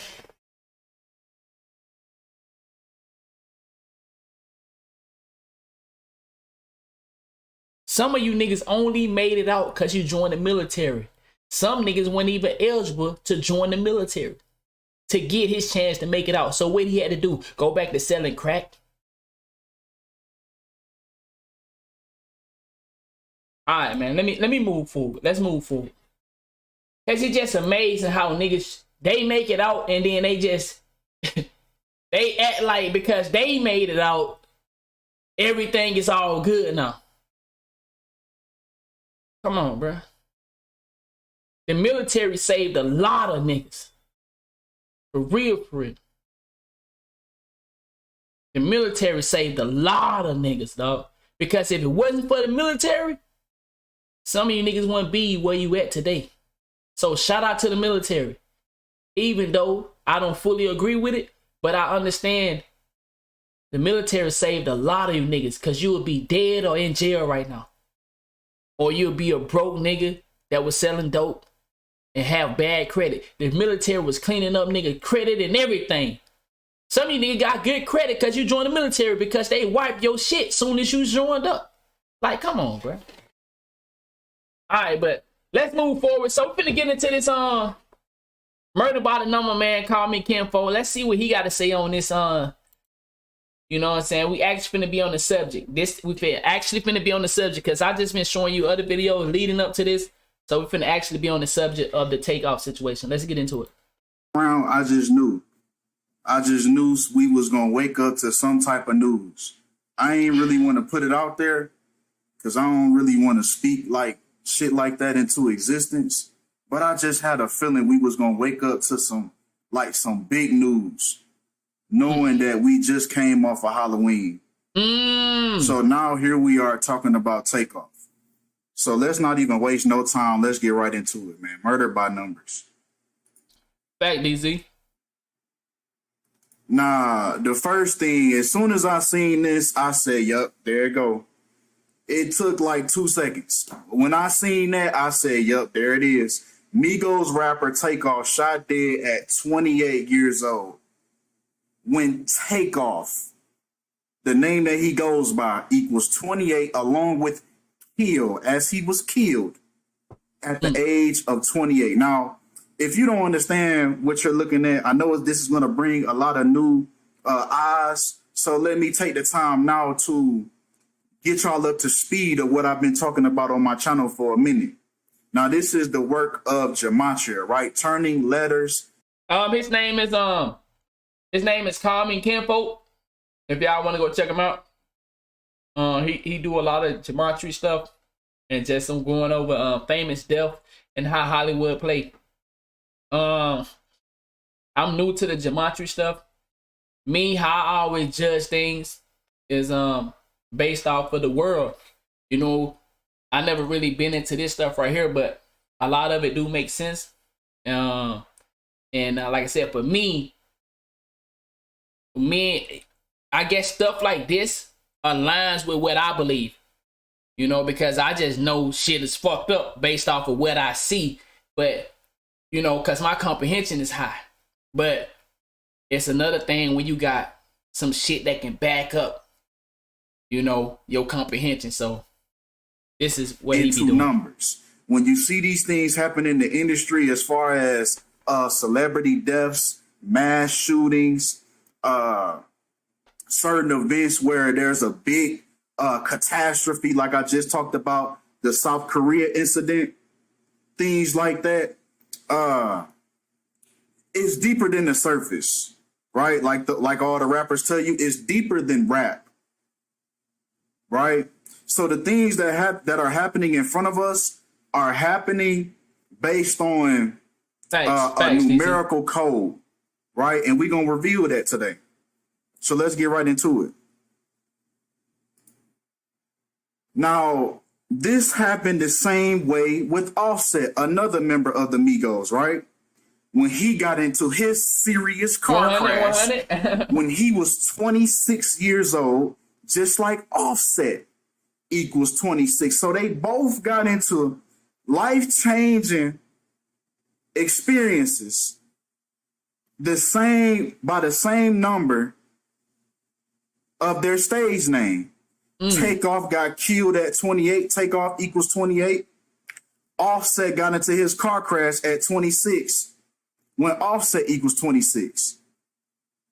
And we're going to talk about Offset in a second. I'm going to tell you what I think about Offset in a minute. But come on. I'll put it like this. Quavo the last Migo member. But come on. Takeoff and Kill both synchronized with 64 and 28. Once again, this is how they're taking these artists out. And see, Kanye West spoke on the winter times. Now, that's what I'm saying, though, bruh. Now, these, like Brody is a civilian. I'm a civilian. Y'all civilian. You got an A-list celebrity talking about chakras, the 808 drums, and how rap music hits your lowest chakra, the worst of all your chakras. It never hit the crown. You got an A-list celebrity talking about that, and we want to cancel him. All right, yeah. This is how they're taking these celebrities out, by the numbers. It does not fail. See, you seen everybody in the comments before I came live. I knew it was coming. Everybody said they knew it was coming. They knew it was coming. They knew I was coming because they already see how this stuff goes. Okay, now I see some new people. So let me take the time to explain. Now he says, why are O and F both the number 6? So let me explain this. Right, you have 4 main ciphers in Gematria, which is all based on the English language. Now, ordinal is the English language as we know it, right? In chronological order. A is 1, B is 2, just like Michael Jackson told you. A, B, C. It's easy as 1, 2, 3, right? So you have ordinal. Ordinal is the exact same thing as reverse, but the English language in reverse. So now, You say you don't believe in no damn chakras? Do you believe energy run the world?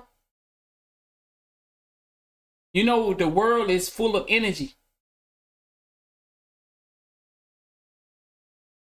Do you believe in energy, Lewis?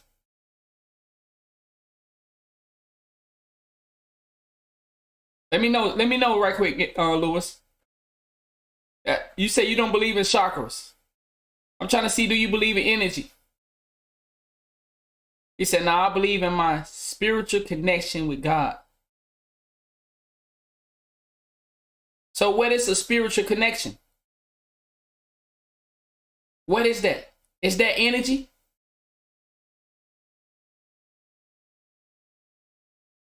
What is your connection?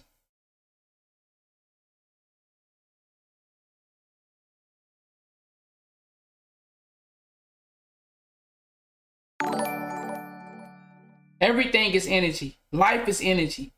Energy never dies. That's why the soul never... See, all that is energy. He said, I guess you could say... He said, yes, that's energy. Nah, but... He said, simple lie. Okay.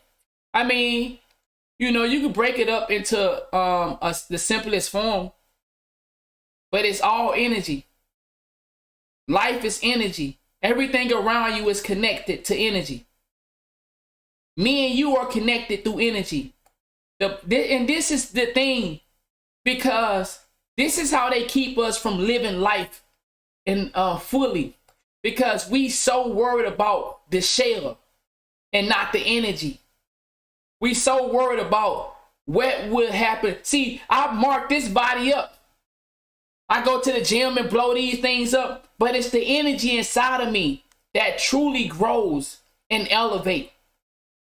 It's how I become one. Exactly. But he said I'm C y'all wow. is 1 and A is 26. Wow, that's crazy, DC. Let me DC said, I know some people don't believe in the devil or God. He said, but the devil was the number one thing for music until he got kicked out of heaven.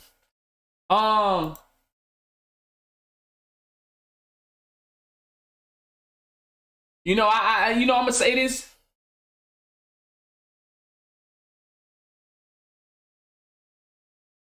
We need to learn who we are. We need to embrace who we are. We give energy to things we can't control. Faith is one thing, but to be afraid to live your life because of agendas. People really believe there's a little devil somewhere with horns on their head causing you to do the things you do. That called accountability. When I don't want to go so deep on this, but I'm going to say this. The choices you make in life are your choices. Ain't nobody make you do them. You did them. The devil didn't make you do that.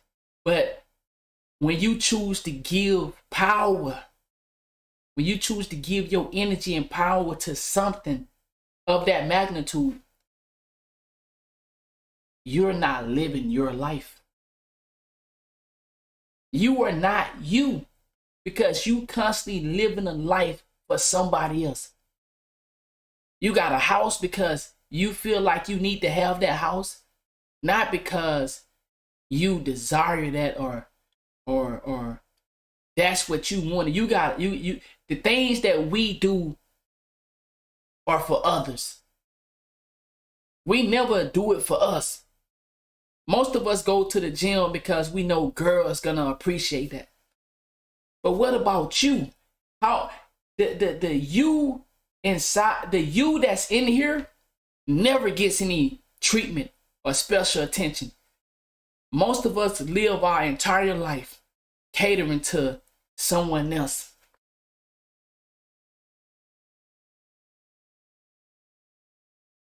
When was the last time you treated the energy inside of you? When was the last time you satisfied the appetite of you?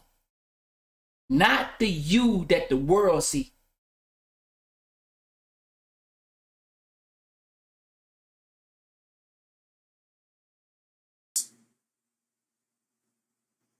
So now since we got the concept of these two, now we know what reduction is because it's the same thing. Reduction is the English language forwards, reducing the double digits to single digits.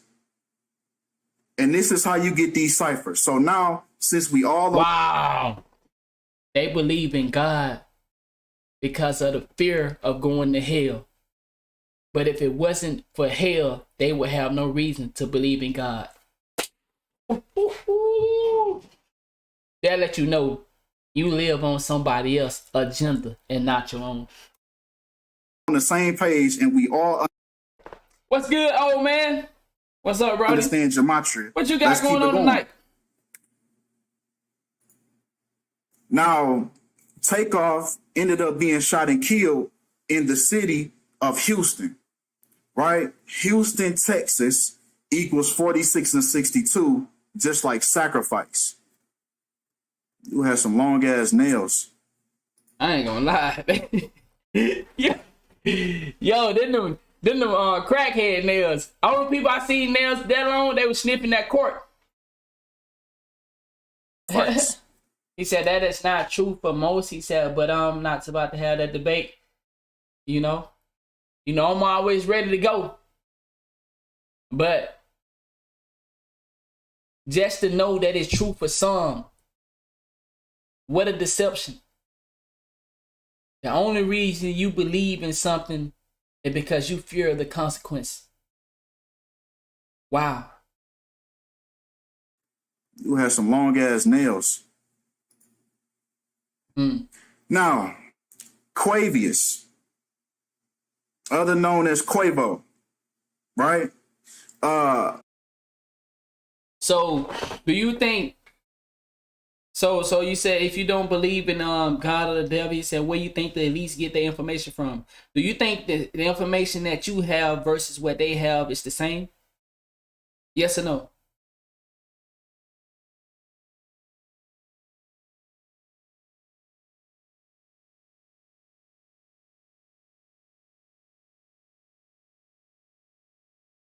Do you need religion to thrive in life? Yes or no?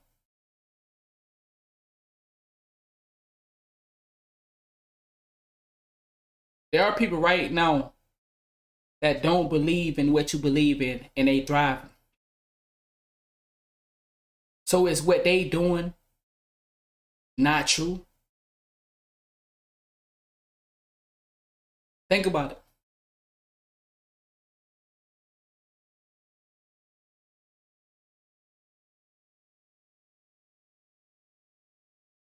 Who are you to throw your truth onto someone else? Who are you to condemn someone for believing in what they believe when they're thriving in life? Someone can be on the same level as you, but don't believe in what you believe. I don't believe in what you believe, but have I ever done you wrong? Think about that. Me and you have two different beliefs, and I would like to think me and you in real life would be really good friends, even though we get friends on the internet. So you live a life based off of the things you was taught as a kid and based off of what they was taught and they was taught, and it's passed down. It's passed down information.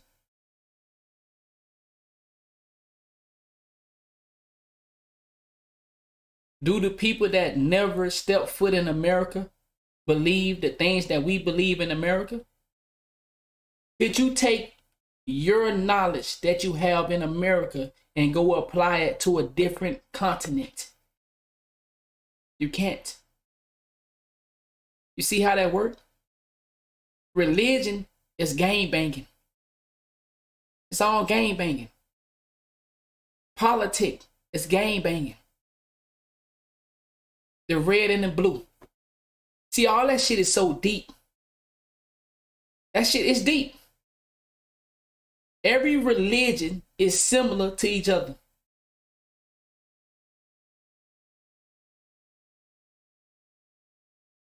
Plenty of belief are shared. Correct. Exactly. But like I said, I don't like to get in. Like you said, I agree with it's not something I would want to debate about because I understand the conflicts. Because me and you can be having a good time, but because some people can't handle the fact that you don't live life the way they think you should live it, and then it creates conflict. Exactly. Energy is everything. But what does one do? What does the average man or woman do? Ignores the energy and goes by what a person say, this is who I am. I can say I'm an atheist. I can say I'm a Buddhist. I can say I'm a Christian. I can say I'm a Muslim.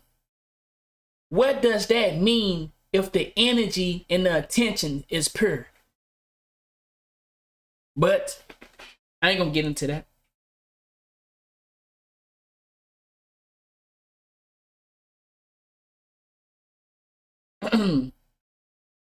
You know, like I said, man, I think a lot of us, you know, some of us need.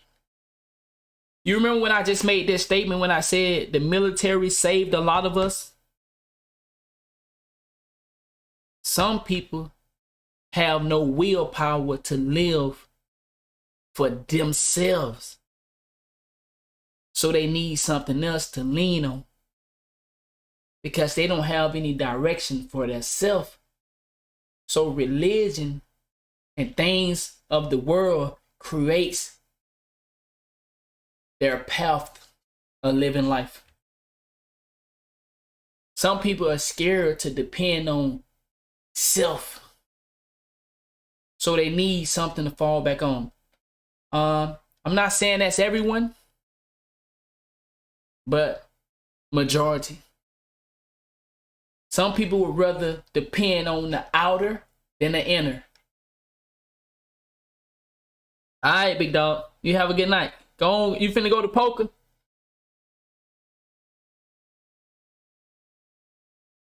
What?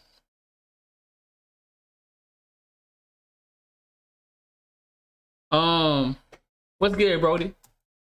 These deaths are always synchronized with whoever they're close to in the industry. Think about this. He said, not tonight. About to go in the wreck. So whenever Right, something happens to a rapper, take that rapper's birthday Appreciate that and status also quo. take the people that he was close to. Take their birthdays as well. What's good, old man? It's always connected to I be these calling people's all y'all old man birthdays. since I be calling So if Squid we old take man. Quavo's birthday, which was April 2nd of this year, Takeoff passed away 6 months and 30 days later, just like Migos equals 63. Right? We know in numerology rules the 0 is nullified. Now, Man. the death number. Let's talk about it. Man, I appreciate the big 14 for real, for real. So, Takeoff died exactly 213 days after Quavo's birthday, when death equals 213 in Satanic. Now, we about to dive real deep on this number 213 because we've seen this on numerous occasions. Jeffrey Dahmer lived in apartment 200. I just got one question. I'm gonna leave it alone. I'm gonna move on. 13.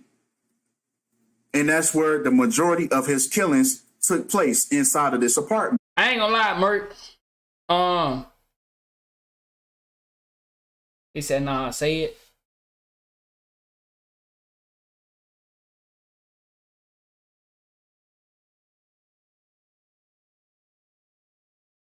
Nah, say it. Okay.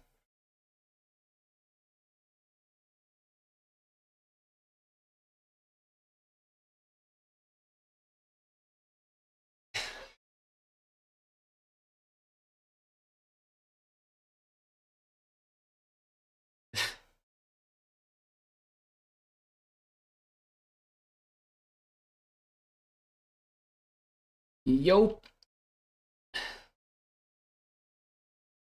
For the black peoples in the chat.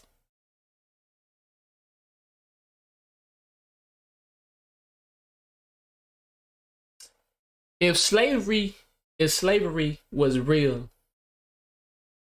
which 99% of us believe is real, why didn't Jesus come save your people?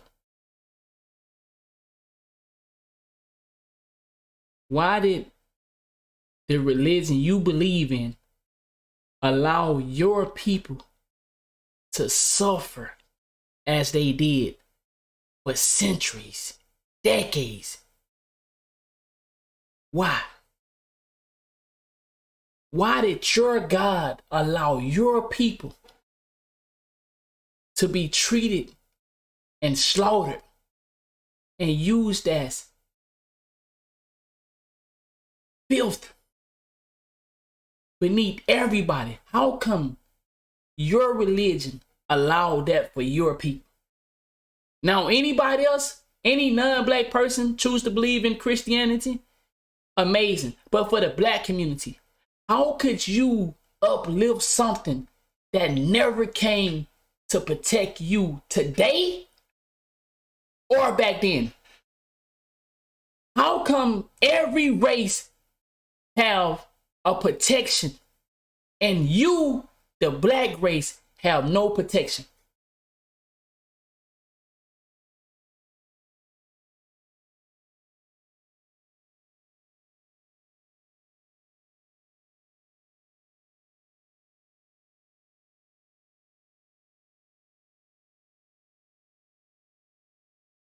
Now,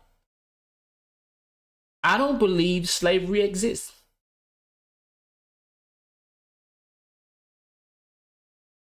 But what I do know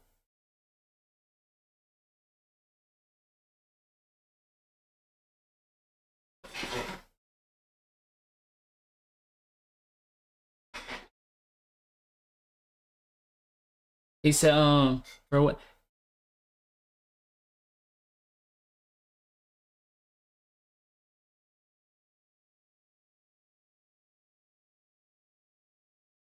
The slavery that they show us, I don't think it exists. What, are people enslaved? Yes.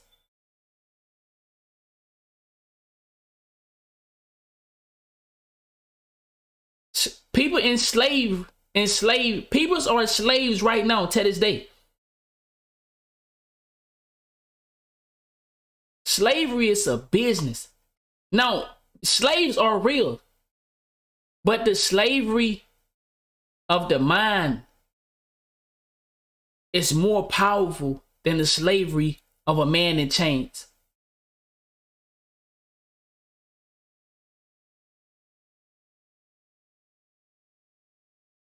Slaves exist, but all that going to get you on a boat, nah. Well, let me say that correctly. I don't think nobody went and took you from another country, on another continent. I think motherfucker willingly gave your ass up for the ones that was giving up. Slave exists. We all know slaves exist. But slavery, the way that they paint it, I don't think exists. I think it was a story. And the story spread it just like any story do. Slavery is real, but the whole boat shit, I don't believe it's real. I don't believe it.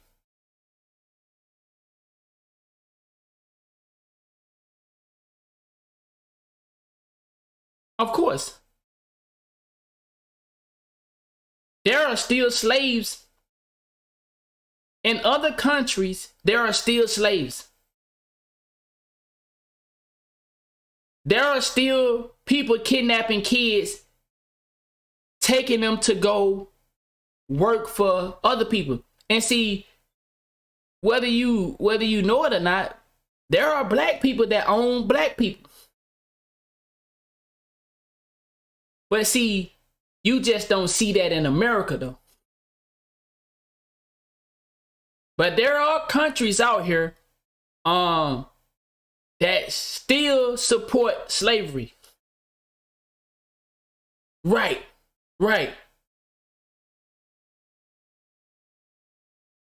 Bingo, J Boogie. So, me, I would never do. Is God real? Yes. When I it's amazing, when people say I don't believe in the religion, but do I believe in God? What? Man, it's some shit out here that you can't explain. Whatever word we want to put on it, even though they say the letter G was created way after. But I give you that, if we gonna say God, yes, nigga.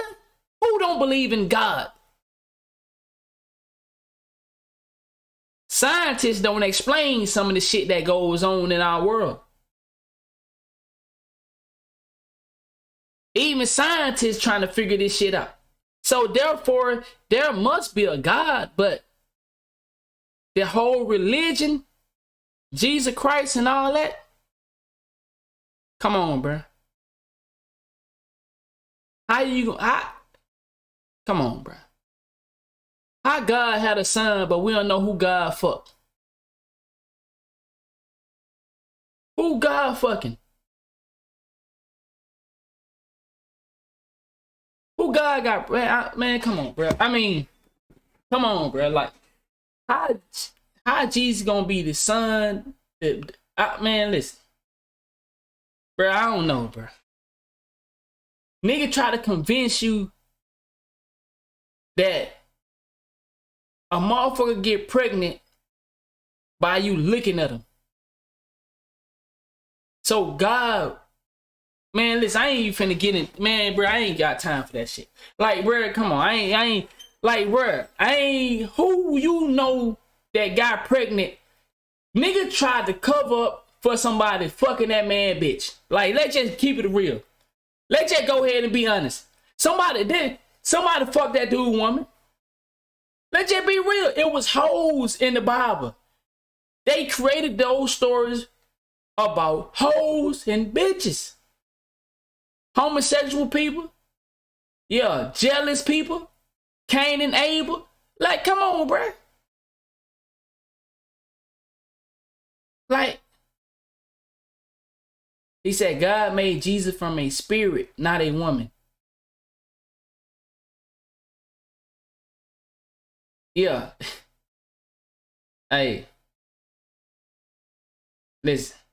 I ain't finna get into all that, man. Bruh.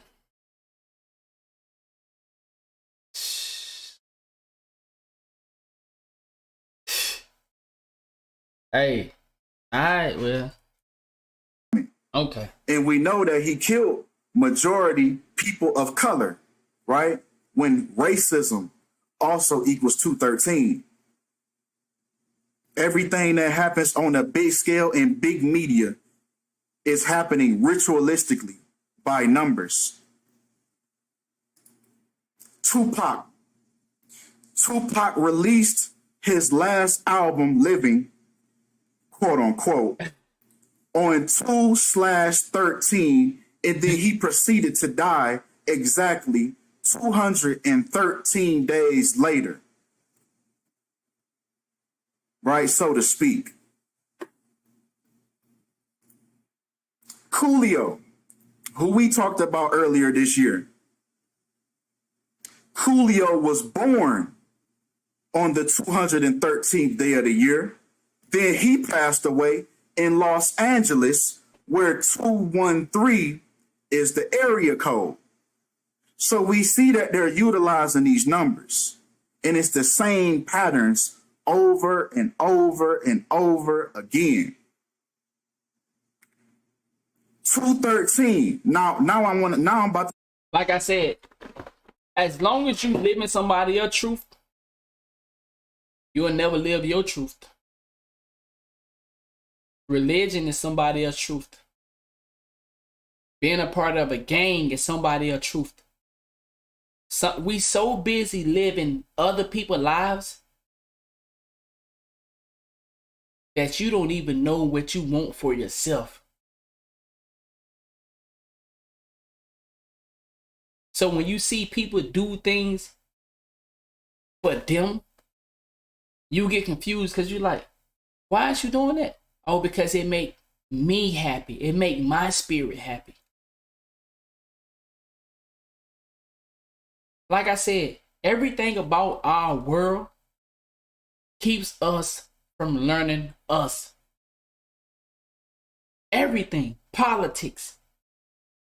Religion. The school system. Everything is designed for you to not pay attention to you.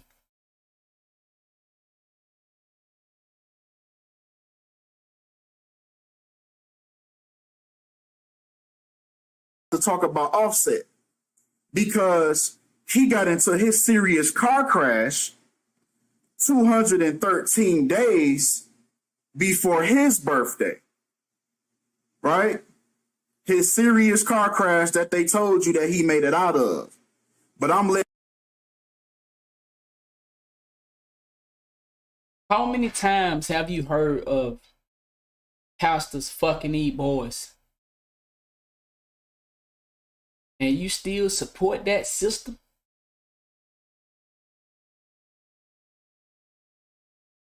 How many times have the pastor fuck your wife?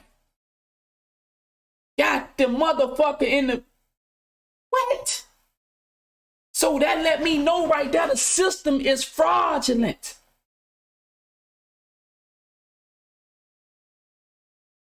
Come on, bruh. The system is corrupt. But okay, let me get off. To believe that he actually did not make it out of. That's how strong they got niggas hypnotized. That if you say anything against that group, they'll be ready to kill your motherfucking ass. Get out my house, you devil worshiper. So because I found out the preacher is fucking boys and fucking other niggas' wives, you mad at me and calling me a devil worshiper. Well, we just picked the wrong one that time. What the fuck? What you mean you picked the wrong one that time? What the fuck? Well, we're gonna pick another one. A nigga. Nah, man, I'm good. So whoever that is, good night, bro. whatever words you want to call it to comfort yourself, you want to call it a clone, a body double, whatever you want to call it to make your... Yo, do y'all know why they play music at church? Do y'all know why music is a part of church?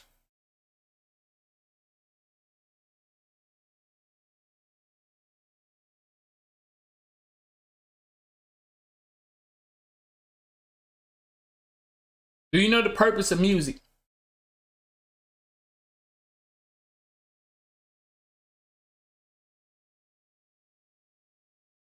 He says it's a beautiful thing. Music creates emotions.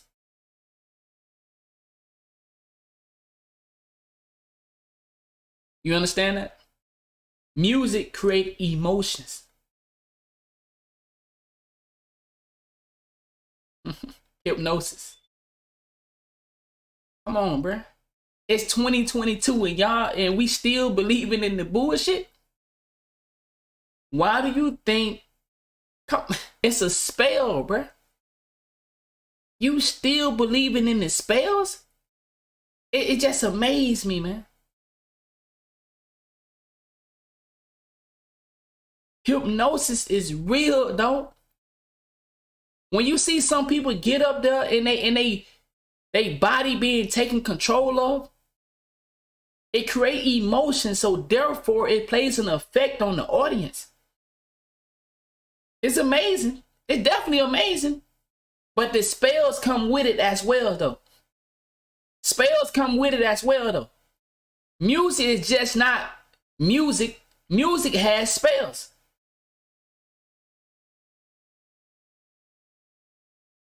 Why do slave movies sell so well? Slave movies. Why do they do so good? Why do slave movies do so well in the box office? Emotions. I'm gonna move on. Yourself feel comfortable. The bottom line is, I don't think that's Offset that we looking at. I think Quavo is the last Migo that's standing right now.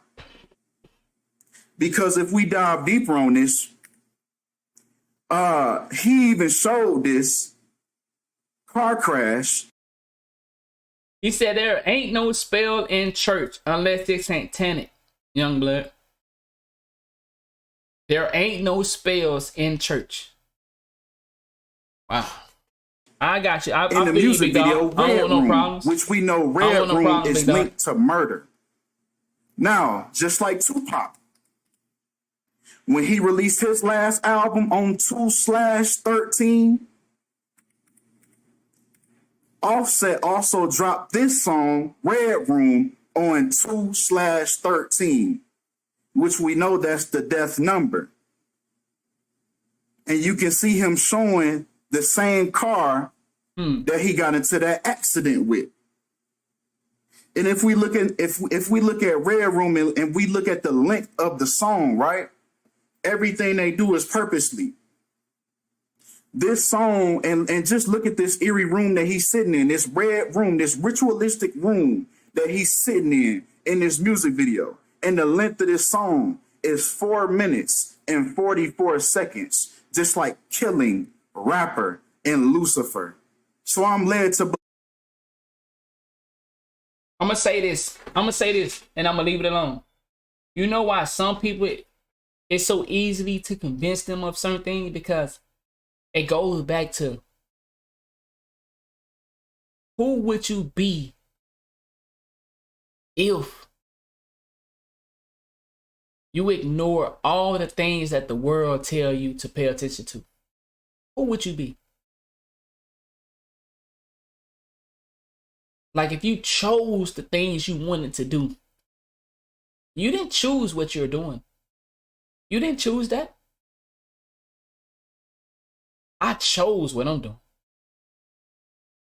Most of us don't make the choice to be the man or woman that we are right now. Think about what I'm saying. Don't get defensive. Just think about it.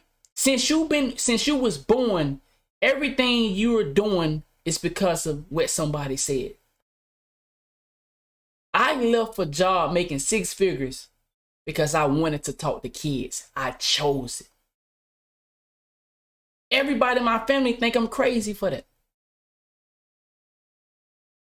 How many people are like, nobody got to be defensive because we all went through these stages.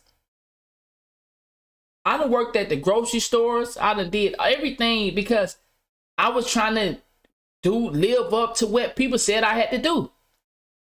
I had to be successful. And what they said was success: get you a job, pay some bills. Is that me though? Am I living for me though? Nigga, what you talking about living for you? I mean, is that what I want to do? You don't know what you want to do because you don't know who you are. And we don't get a chance to learn who we are. We don't get a chance. The only thing we got to do was pick our favorite colors.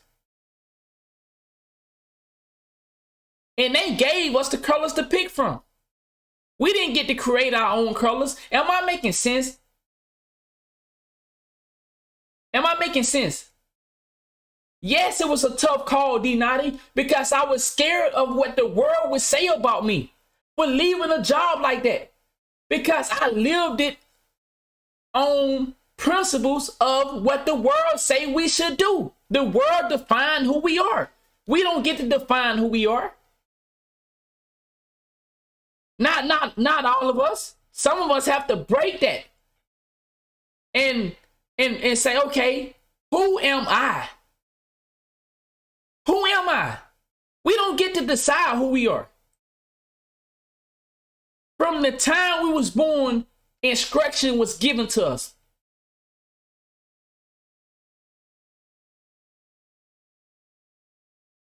I don't know if I'm making sense to y'all. I don't know. But I hope so. Believe that he actually did not make it out of this car crash. But that's up for your own interpretation.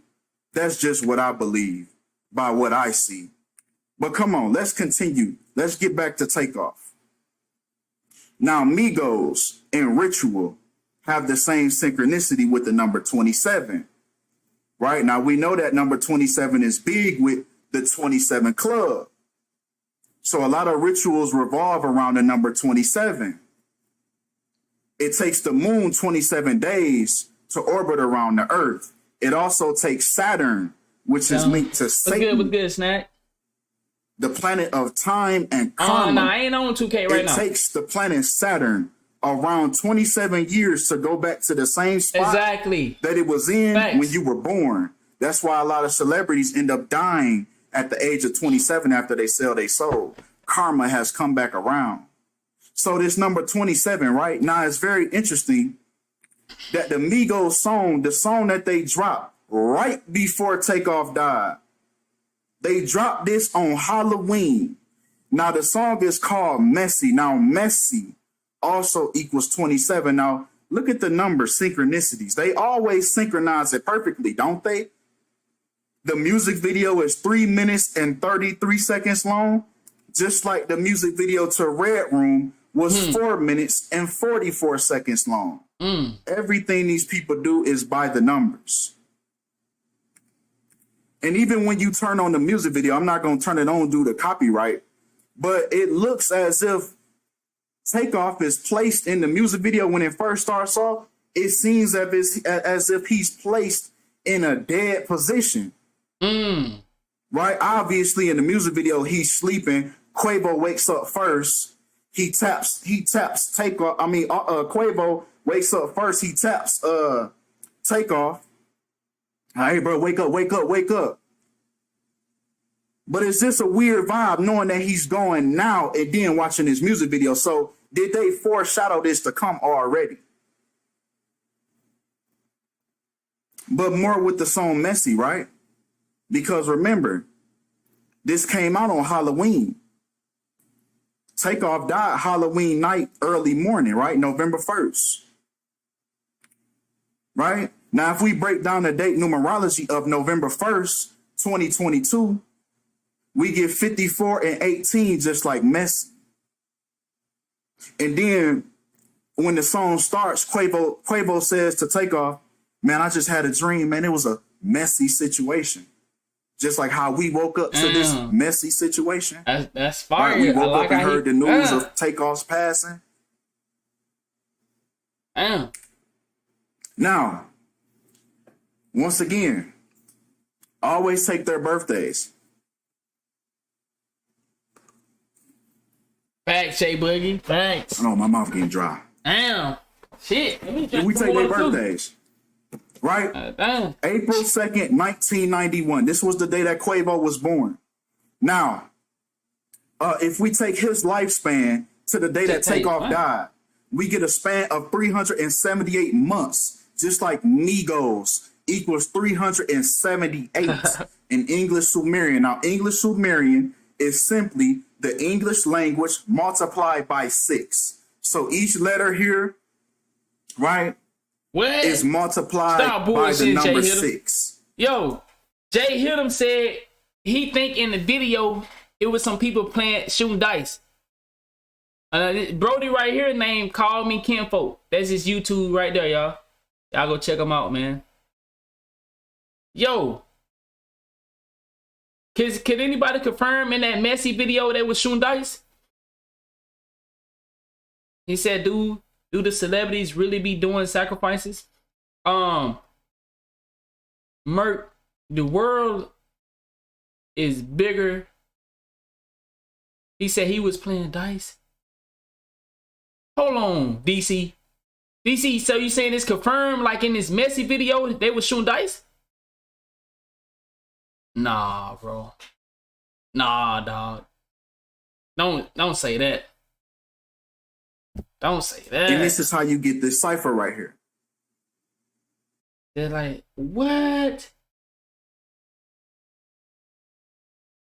Bruh. Nah, bro, hold on. What?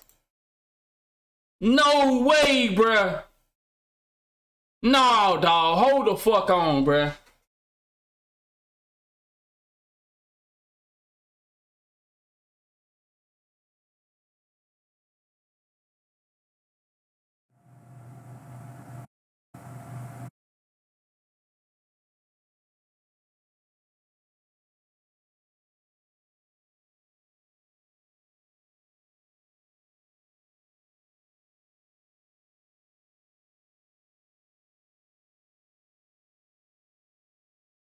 Hey, y'all know the timestamp? What the timestamp? Cause I can't play it cause of copyright. What the fuck? Trying to say in the kitchen. Okay, so this the kitchen. Let me mute it. But see, I can't.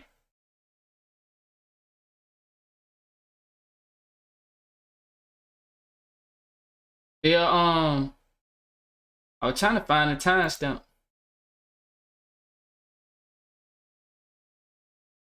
Damn, man, what the fuck?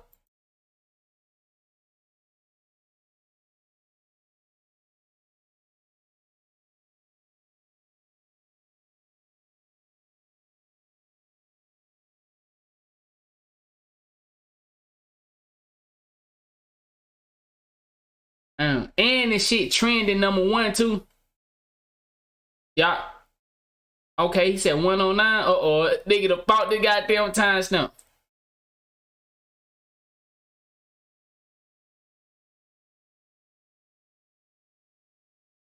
Nigga.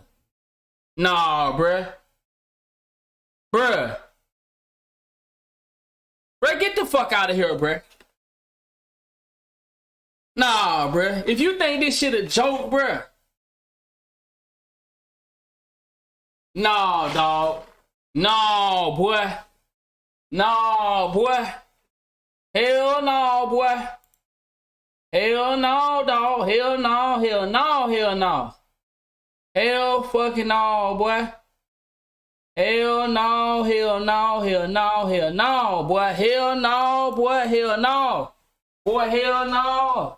Hell no, hell no, hell no, hell no. Hell no. Hell no, hell no, hell no, hell no, hell no. Hell no, boy. What the fuck?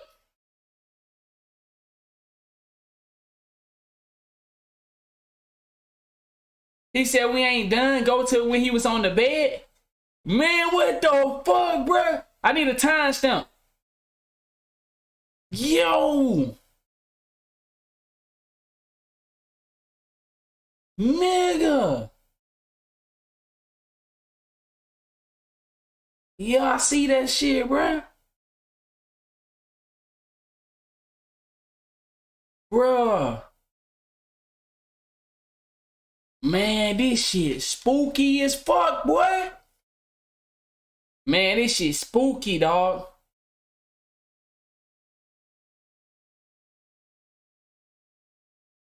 He said psychopath.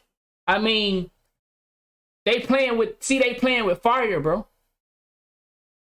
They playing with fire, dog. There is some evil shit going on in this world, bro. And these dudes playing with fire. You know, they want to be rich and successful. He said go to when he was on the bed. Man, this shit spooky as fuck, but I ain't gonna lie. Man, that go to dice, bro. He died of the dice game. And then, like, when you listen to what Brody is saying, and then you look at the fucking video, he chose the gun? What? Go to 220. Man, what the fuck?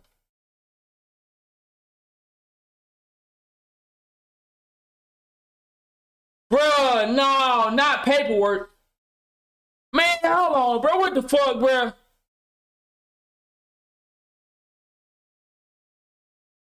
Oh, no, bruh.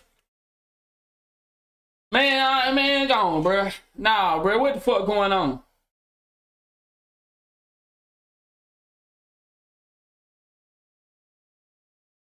Man, what the fuck, bruh?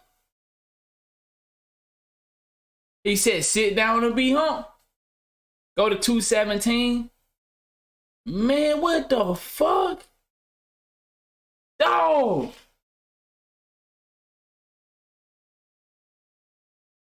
Nigga looking at that Migo paperwork. Got the gun right there. Bro, was he killed by the same type of gun, bro? Bro, was he killed by the same type of gun, dog? What the fuck is going on, bro?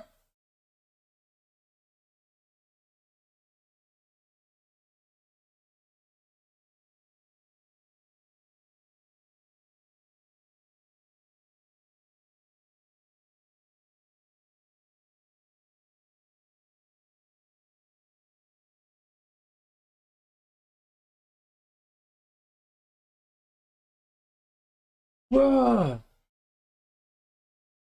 Man, this shit spooky as fuck, boy. You said that's an RIP sign in the video? Man, this shit spooky as fuck, bruh. I ain't gonna lie, boy. This shit spooky. I ain't gonna lie, dog. He said that shit. Bro, I ain't gonna lie. That shit making my stomach feel some type of way. He said I'm right here.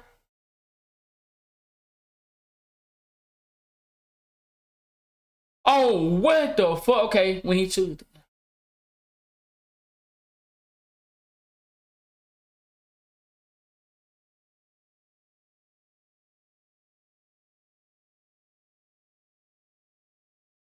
Okay, bet, DC.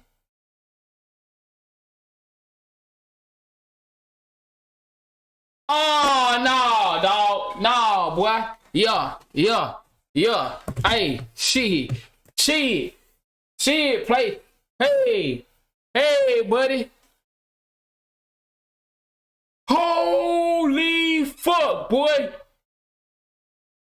Oh, shit. Nah, boy. Play with it. Oh, no. Play with it if you want to. Shit. Nah, dog. Oh, shit. Nah, boy. Oh, no. This shit a game. The Drink Champ interview making more. Nigga, what happened on the motherfucking Drink Champ interview then? Now I gotta watch the Drink Champ interview too. Man, what the fuck, bro? Nah, he said, y'all some investigators. Man, listen, that go the fucking RIP sign right there, bruh. Nigga chose the motherfucking gun. Nigga chose the gun, right? Hold on. First, there go the dice on the table, right? There go the dice. You see the dice on the table. Can y'all see the dice? All right, look. There go the dice right there. There go the dice. There goes some money. Then we go to goddamn, where what? 217. We see they go to goddamn that little contract. Nigga chose the gun. He said they arguing too. Then, oh my goodness, boy. Man. Shit. Then you see this nigga rapping beside a goddamn Grim Reaper saying RIP. Man, get the fuck out of here, bruh. Man, get the fuck out of here, bruh. Nah, bruh. All right, hey. Man, get on. Bruh, I ain't trying to hear that, bruh.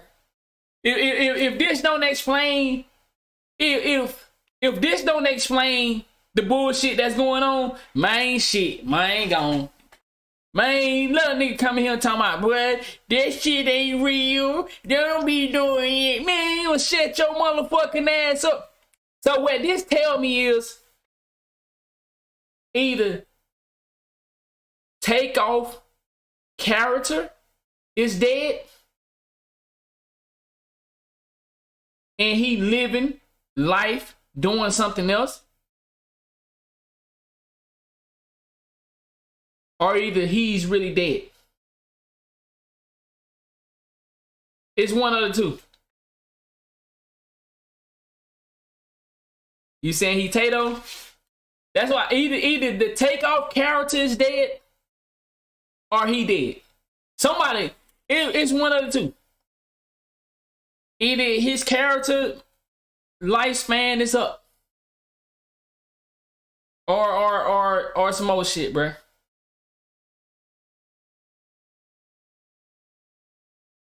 I don't know about the girl having sex, but god damn, bro. This. All right, let's go back to the video, man. Shit, boy. So what's the odds of all this lining up? God damn, bro. Now, let's talk about Takeoff. Now, I'm led to believe so far that this was a real sacrifice because his real name, if anybody knows this, if anybody knows him personally and can confirm that this is actually his birth name that he was born with, not a name that, you know, it got changed to, and then they just saying that's his birth name. But so far, it looks as if the real person was involved in this ritual as well. Facts, because facts, if we take his real name, Kershnik Kyrie Ball, goddamn. we get 115 just like killing. All the way off. And then we know killing is always synchronized with rapper, which is why we hear so much death with rappers. It's so easy to kill a rapper. They speak about death themselves. But come on. Once again, his real full name, Kershnik Kyrie Ball, equals 173. I think now Quavo 173 is the 40th prime number. Now the prime numbers are important as well. The number 40. Now it's interesting that he passed away early Tuesday, which equals 40 in reverse full reduction. Remember, the English language backwards, reducing the double digits to single digits. So A will be 26 in this cipher, right? 2 plus 6 is 8, and that's how you get this cipher. And I noticed TMZ wasn't even the one that broke the news first. I seen when I woke up, man, some crazy it was shit, some bro. random article first. TMZ wasn't the first ones. Usually when TMZ is the first one to break the news, then you know something shady going on. It's some fakery, some trickery. But it was like a third party like thing. It was a rumor first, right? It was a rumor first before it happened. It circulated on social media first. When you hear about like a fake death, it's just sudden. It's no rumor. It's nobody caught it on camera. Nobody seen it. Nobody tweeted about it. Nobody put a Instagram post up. Look, I just seen. I think that's Takeoff right there. Like when I heard the shit was a straight bullet, 2 to the head, straight bullet, I already knew it was some bullshit. You don't get 2 to the head on an accident, bro. Like, come on. It just happens at once. Exactly. They don't write their scripts. Facts. So I believe, man, this was a real killing. But come on.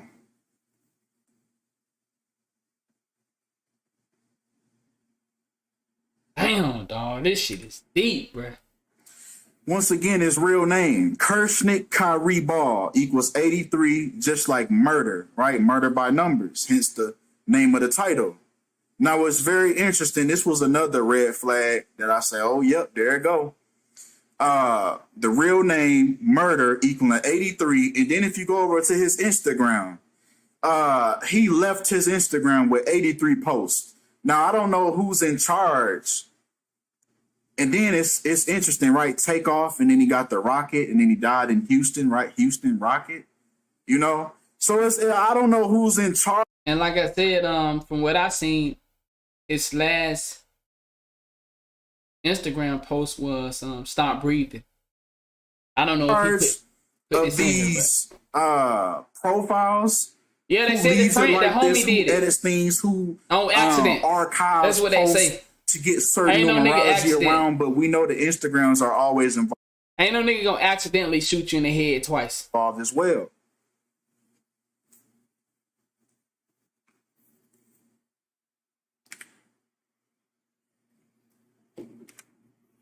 Now, with the 83 with his real name, the 83 with the post remaining on his Instagram. Now, 83 is the 23rd prime number, just like Quavo equals 23. And the fact that he got killed on a Tuesday, which what you got, Richie? Equals 23. And they say the shooting occurred at 2:30 a.m., right? The 2 and the 3. And along with the 230, right? Takeoff died 230 days before his next upcoming birthday. So this is why they tell you the time, everything that happens, it's all strategic. It's all strategic. Down to the T. Now, even on his Instagram story. Oh, yeah. See, he talking about, that's what I seen earlier. His last story that he would post, right? Takeoff. He plays a song on his story called Stop Breathing. Bruh, that's what I'm saying though, bruh. Either the artists have to be in on this shit. Like, all this shit just linked up so perfect. So look at the background.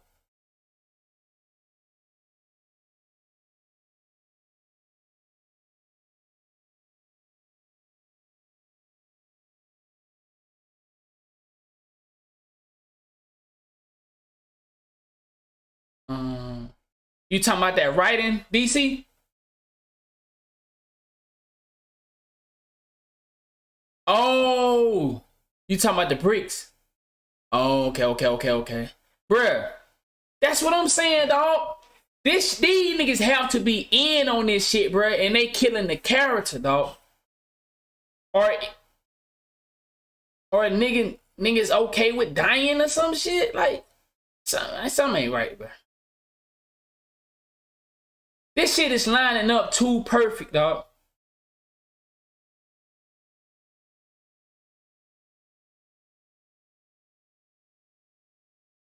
Bruh, this shit too perfect. He said hotel lobby was the start of it all. Damn. And he wearing white and black. You right, God damn, bro. All this shit is lining up so perfect, dog. What the fuck? And we just looked at that messy video, bro. We seen the dice, we seen the guns, and we seen the fucking RIP. Like, bro, this shit is too perfect, dog.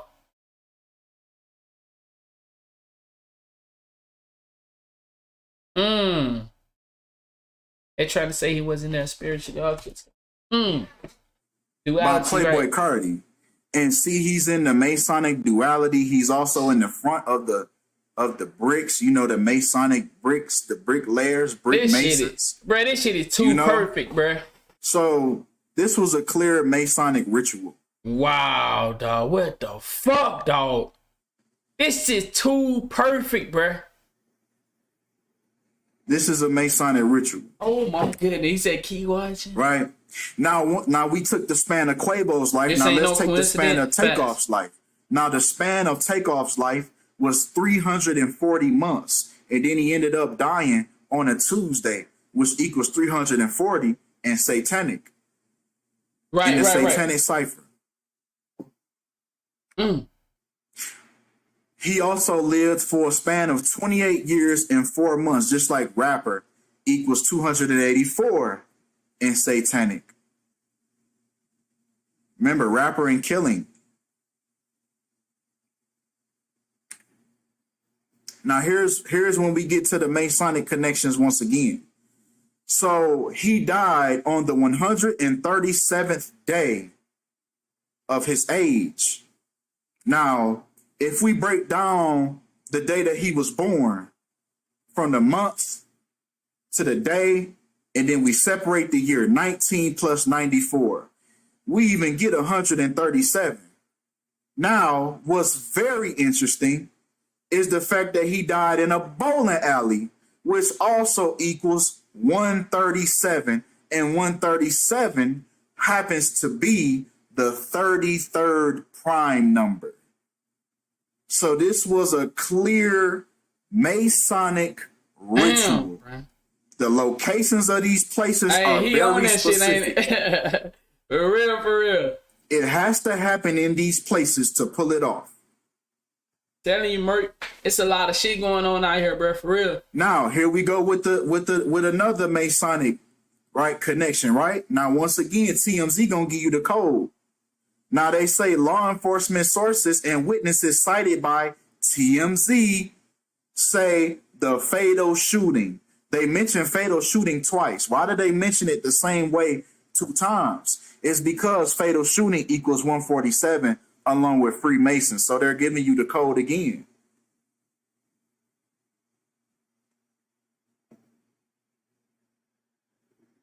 Quavo just dropped a song called 2:30, which is the time of death. That's crazy. Man.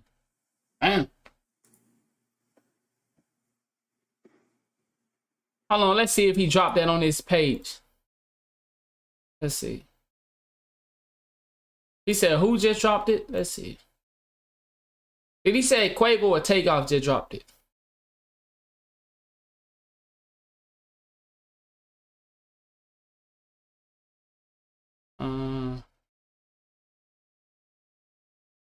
Yeah, I don't see no song saying 2:30.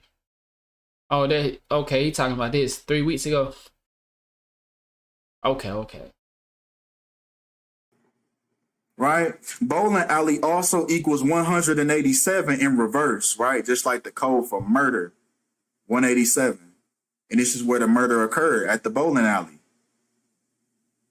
And is that Quavo wearing red and black? That's interesting. Sacrificial colors. Bowling alley and Society of Jesus. So now we about to trickle down and we about to talk about how these hits, these rituals start at the highest point and then they trickle down to the coordinating sectors. So the hit starts from Society of Jesus. This is who puts these celebrities on the main stage in the first place. You have to align yourself with these people. You have to align yourself with organizations that are aligned with these people, such as Freemasons, such as Eastern Stars, such as Skull and Bones. Right? These are the people that you have to align yourself with in order to be on the main stage. This is who runs the main stage.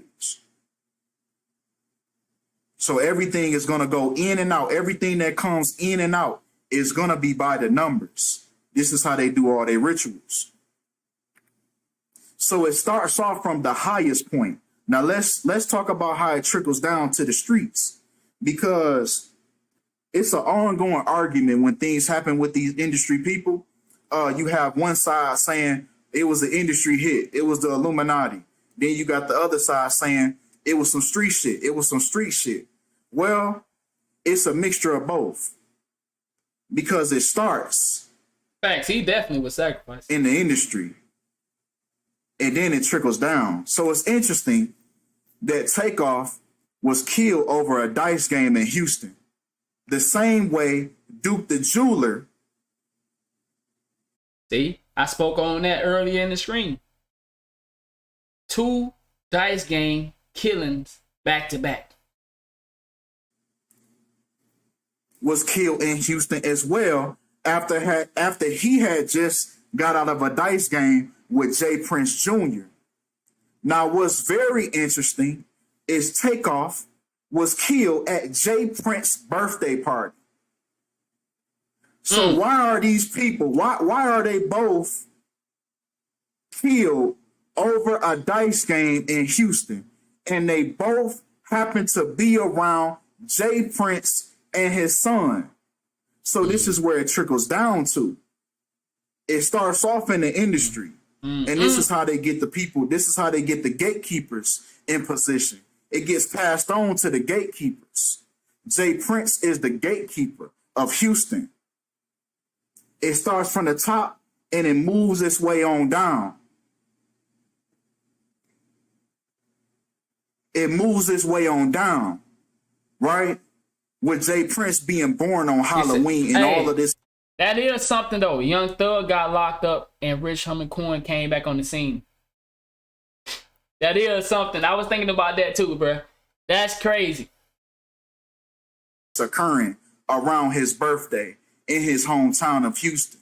See, a lot of rappers are scared of Jay Prince. That's why you don't hear him in no beef. That's why you don't hear nobody fuck with his son. because he has a lot of pull. He has a lot of mob ties. As you can see his son wearing the hat, mob ties. These people not lying when they say things like that. They're well connected. It's street shit, and it's a little more than that. So yes, it's a mixture of both. It's industry shit that trickles down to the street shit. Right? Jay Prince also had something to do with the killings of FBG Duck and FBG Cash, as they were both signed to Jay Prince's record label, Rap-A-Lot. As you can see him giving you the Masonic thumb to the chin. Jay Prince has a lot of pull in this industry. It's real out here. These are the people behind the scenes that you really don't see, but you just hear about them a lot. Jay Prince even had something to do with the squashing of the beef between Drake and Kanye West. And check this out. The two rap giants have ended their feud, all thanks to Jay Prince and Larry Hoover. So this just goes to show you that Jay Prince is also connected to Chicago's Larry Hoover, founder of the gangster. Duke the Jeweler was a up and coming guy.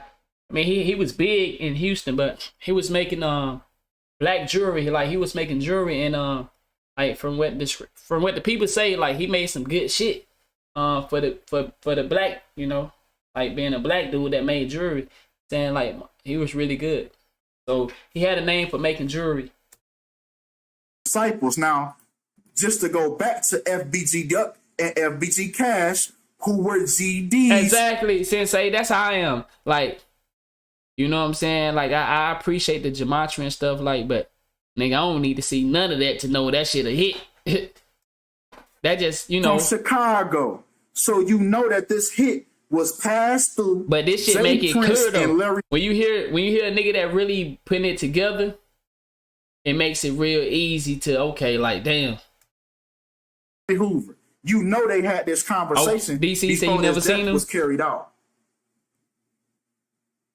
Larry Hoover had to approve of this happening, because we gotta remember, it's industry shit going on, it's street shit, but it's also Masonic ties. These were sacrifices for the brotherhood. It was deeper than just rap. It was deeper than just the streets, but the streets are included, because that's how they get these hitmen to carry it out. So they definitely talked on the phone. Jay Prince and Larry Hoover definitely talked on the phone. And Larry Hoover gave him the approval for this to go down. Because remember, they got killed in Chicago. And even his mother confirmed FBG Duck being a GD. So it's all connected. It's a big web. It starts off at the top and it moves its way down. They find out whoever's the gatekeeper in that area, whoever's the gatekeeper in that city, it passes through them. They get that specific person there in the right place at the right time. And then they get their hitman to do the rest. And this is how this industry shit trickles down. Because Jay Prince is tied into the streets as well. So it's a mix of both. It's a mix of both. And the Gematria is what ties everything in and makes sense.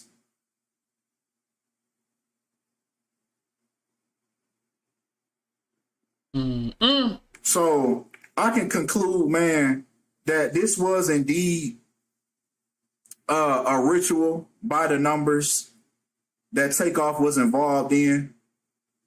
Oh yeah, that's right. Lil Uzi Vert artist was also killed in Houston not too long ago. Yep, you right about that. But yep, without a doubt, man. So appreciate y'all for tapping in, man. Damn, bro. Appreciate all the love, man. Shit, boy. If y'all enjoyed the work, that man, motherfucker down. I ain't gonna lie, dog. y'all show some love to the Cash App. You feel me? Hey, that nigga Go broke ahead, that throw that on the motherfucker. screen, man.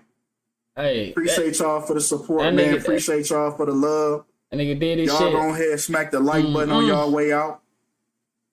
Damn. Appreciate y'all for the support. Oh yeah. And we finna talk about DeVito next too. So yeah. Damn, boy. That motherfucker did his thing on that one, man. That's his name right there. Y'all want to check him out, bro, and sub up to him. Y'all see I'm subbed up to that nigga. I got the notifications on and everything. I got my shit there. You feel me? Cause I be into shit like this. Like I said, I just always peep game cause I'm good at comprehension. And you know, I've been following this type of stuff for a while. I just never knew about Gematria and then like that. So, you know, when I know what I know from my studying and my research, and then I ran into across this from the chat, it's like, okay, so shit.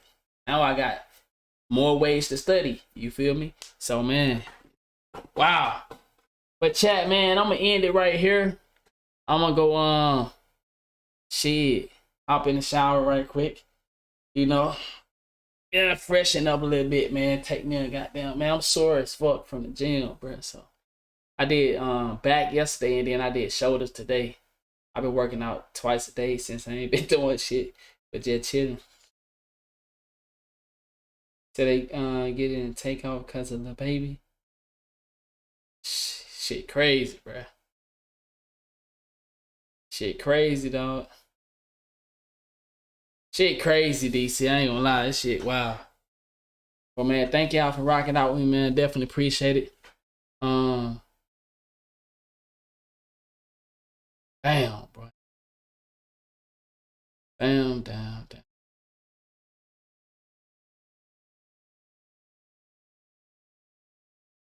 Alright, man. Fuck with y'all tomorrow, man. I'll be back tomorrow. I know Chigs is in here recording or some shit. No Chig Smooth in here, right? So whatever you say, you know Chig gonna have everything up there. whatever you say, Chig's gonna be on YouTube with it, man. I like you. Come on. Hip hop is dying too young. Rest in peace to Takeoff. My condolences goes out to Takeoff family, Quavo, man, all my soldiers and soldierettes. Hip hop has turned to the new streets. We used to be in the streets trying to get in the hip hop game, which is crazy. The most important thing people always ask me and Snoop, like, how do y'all live so long? We realize that love overpowers hate. And to this generation, I want to tell y'all one thing. You got to move different. Don't be afraid to hire the police for details to get you home. It don't make you no less or nothing. If you're making millions of dollars, that's the whole key to living and surviving and getting back home to your family. Tell people all the time, a good run be the bad stand. And I love y'all. And I'm challenging the media, whether it's TMZ, Vlad, any hip hop source or any other sources that somebody got that could put media out. Let's post some positive stuff. People come to me all the time about posting negative stuff, you know, showing us in that light, but show us celebrating each other, saving each other. When you walk out your house, tell your loved ones you love them, because you never know who might not come back. And no matter how old or young you are, it's crazy. I love y'all soldiers and salute to everybody. Let's save the next generation.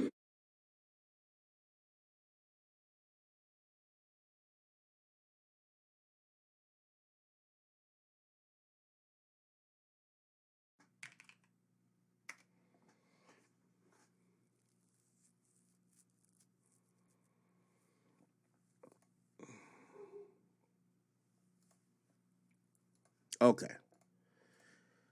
So here's What's up with the YouTube fam, and I'm back again with another video. But before I jump into this video, I gotta start it out the right way by saying RIP to Takeoff one more time. And I also want to send my condolences out to his whole entire family, especially his mom. I know this gotta be a real difficult situation to be going through right now.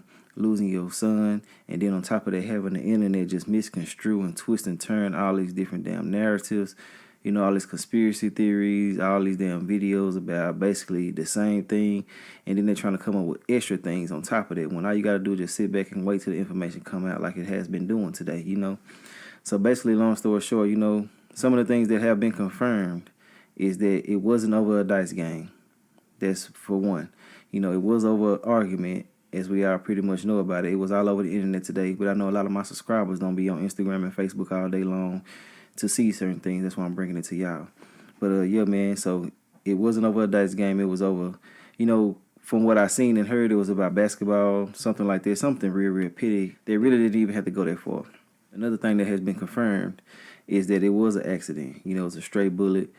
Even, you know, quality controls, one of the owners, you know, QCP, he stated that it was a stray bullet. You know, well, actually, the whole label issued this statement out right here. This it right here. Y'all can see it. But he basically just said it was a stray bullet. You know, he kind of confirmed it was an accident, which we already can tell. It's been multiple sources saying the same thing that was actually there. You know, one of the girls, she posted so much stuff about it today. And you can actually see her in the picture. So, yeah, she was telling her side of the story. You know, now, like I said before, I don't know any of this to be true. Everything is allegedly until we get bona fide facts. But, you know, this is some of the things that have been confirmed over the internet today. Okay, another thing that has been confirmed is that anybody that was there had to be invited directly. You know what I'm saying? It was a private event, for sure, for sure. You know what I'm saying? And, yeah, man, it's just a sad situation to lose somebody like this, man, over some senseless nonsense, man, for real, for real. I mean, he didn't even know what was going on. That's been stated multiple times by multiple sources. And, you know, it's been confirmed by people that was there as well that he didn't even know what was going on. He was trying to figure out what the hell was happening. And that shit crazy as hell. And, you know, I do got a couple of videos that I'm going to show y'all real quick. It's basically one woman, she was allegedly there, and she was giving her side of the story that took place there. And then on top of that, you know, I got the police basically just telling certain things that they can't say right now. But it is an ongoing investigation, so certain things can't be disclosed to the public. But it is what it is. I watched half of it. I'm going to watch it a little bit with y'all and did talk about a little bit of it, but I'm going to let y'all have the rest of it. But this video that I just got right now, this lady speaking about the situation at hand, you know, we're going to go ahead and check this out. This is my first time watching this, you know. This is a reaction channel for those who are new here. So, yeah, it's not a blogging channel, none of that. You know, this is a reaction channel. But, yeah, man, we're going to go ahead and check this out real quick and see what she got to say about the whole situation. But, yeah, man, I ain't going to do my intro or none of that. We're going to get straight to this whole situation and see what the hell going on with Takeoff. See what she got to say. There's somebody who could have de-escalated the situation. Like, I'm not on nobody's side. I'm not blaming nobody. Like, that shit was really an accident. But that's the problem, is that it was an accident. People are dying over an accident because of an argument. Like,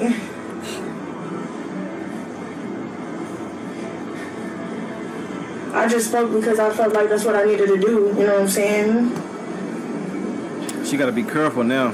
Because a lot of people don't know what's going on for real. It wasn't about no dice game. Like, the whole day I've been sick to my stomach, like, since it happened. Like, I didn't even expect for my shit to be up like that. I thought my shit was just gonna be like all the other little tweets that people was putting out. Like, you know, I only came on there to just tell the truth because, you know, people gonna take it and spin it all types of ways. Like, it's like it wasn't even 5 a.m. yet, and people was posting the wrong story. Like, Okay, so I'm guessing this is the girl that was actually spotted with him in the picture, you know what I'm saying, that's been floating around on social media. She was standing right beside him. So, you know, whatever she's saying, I do kind of take it as, you know, the truth.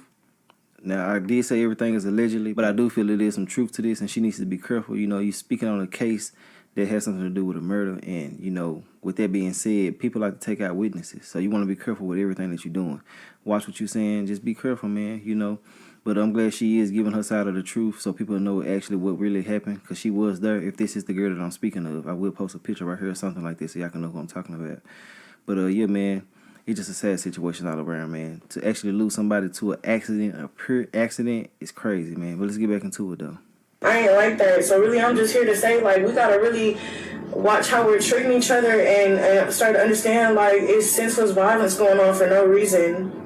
Right. Senseless gun violence. Like, people are really dying for no reason. Like, even when it comes to small altercations, even when it comes to celebrities, it don't matter how big they is, how small they is. Like, just in general, like, people need to start to realize that it's not worth it. We having all this going on for no reason. Like, all of this is going on for no reason. We lost a big ass person in the game for no reason. And that shit really got me sick because it shouldn't have happened. Like, it didn't need to happen. It could have been avoided. It's like we can't keep on doing shit like this that can be avoided. And that's really all I came on here to say is, like, I really want to raise awareness because, like, Texas is real bad on gun laws. If you know about Texas, you know, everybody everybody carries in Texas. Facts. You know what I'm saying? And y'all talking about talk to the authorities, talk to so-and-so, but y'all don't know what I've done. Y'all don't know what's going on for real. Like, the investigation is gonna get taken care of. I don't know who did it. You know what I'm saying? I don't know everybody who was there. I came by myself. Like, I knew one person who was a photographer up in there, and I just came just because, like, I was just up there on some cool shit, but I only came on here just to say, like, we gotta stop the senseless gun violence. We gotta stop the petty arguments.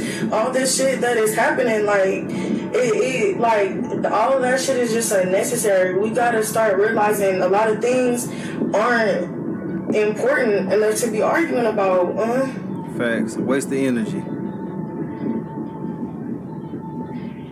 Yeah, and I told y'all already I didn't come on here to tell y'all no story. I didn't come on here to say no extra shit. I told y'all I'm not going to speak on nothing. I came on here just to send my condolences, and I said that specifically. So don't come on here asking me and saying that I'm not speaking on nothing. Get out of my life if you're saying I'm not speaking on nothing. I'm here to spread a message. That's it. I'm here to spread a message that people need to stop the senseless gun violence. Like, that's it. Everything else can get taken care of with the authorities and out of all this social media shit. But for right now, it's a gun and a people problem. You know what I'm saying? Like, it's both. Facts. Egos. It's both. Egos like a motherfucker. I just think people just need to start to realize arguments and little shit is never important.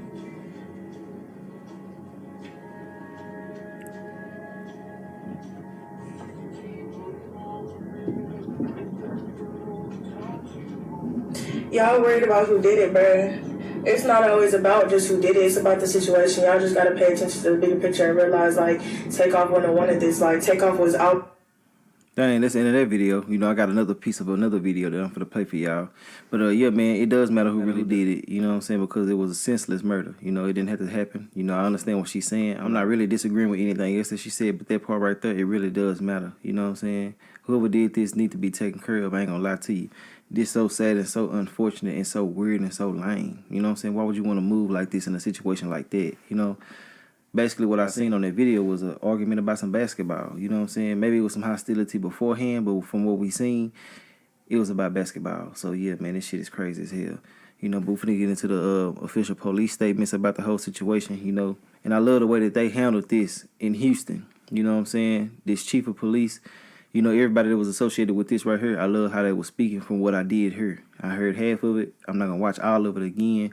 You know, but, yeah, man, I just love the way that they conducted this. They really started out the right way, speaking on the human side of this, and I really, really rock with that. Everybody just focused on the story, focused on the dollar, focused on misconstruing shit, twisting narratives and trying to make shit fit a certain way when they really just need to chill, like I said before. You know, like QCP was saying on this picture that he posted earlier. He was just like, man, the families is watching this shit, you know what I'm saying? And I've been like that. If you've been rocking with me, I didn't just start this today. I've been like this with pretty much every story that has something to do with somebody's death. You know, I want to show the utmost respect because you got to look at it like I just been saying this whole time. Somebody's mom, somebody's grandmom, somebody who been raising them, been watching them since they was a kid, is watching you speak on them in a negative light or speaking on them the wrong way, saying shit the wrong way, spreading false lies, having other people think certain things. Because whether you know it or not, people really look forward to us coming with these videos with the facts. I mean, shit, if you're going to be talking about it, at least try to have the most facts that you can have. If you don't know what the hell going on, just say that. It's that easy. I do it all the time. Shit, if I don't know, I don't know. Like I'm saying it right now, I don't know what the hell took place. I'm just going off what I'm finding on the internet. I'm going off what people have been sending me that was around there allegedly, around the situation at hand, allegedly. You know what I'm saying? Official police reports. It's that simple to do, man. You ain't got to be out here doing all this shit for views. But people going to use this, twisting and turning, that way they can have a storyline for the next 2 or 3 weeks. I'm telling you, until something else come up. That's how they do, bro. It's just sad as hell, but let's go ahead and get into the official police report. With a police statements about the situation. They can't give you too much because it's an ongoing investigation, but I love the way that they conducted themselves. So I was looking know when everybody's ready.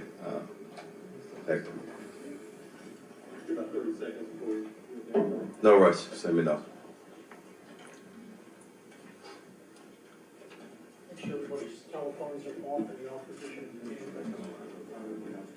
They some real stand-up men down there, man, for sure. They got morals. Look what they speak on. Just starting out.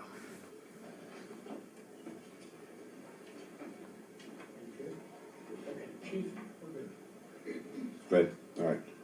Good afternoon, everyone. Chief Fenner. The mayor's here today in support, as always, in our city, providing everything we need as resources. He's received a few calls, just as I did, and he wanted to stand, so he'll be here to make a statement later if he wants, or definitely here to answer questions. So let me speak to the human element first before we do anything. See what I'm saying? I spoke to this young man's mother just an hour ago. Flew in here from out of town.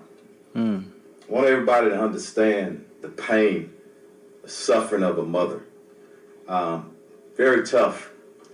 And I told her, as we stand with any victim of violence or any homicide victim, their family, we stand with them in this city, in this police department, and everybody that's standing behind me. I want to thank our homicide unit under the direction of Commander Spears for doing great work time and time again. I'm going to speak briefly, and I'm going to turn it over to the homicide investigator Arrington.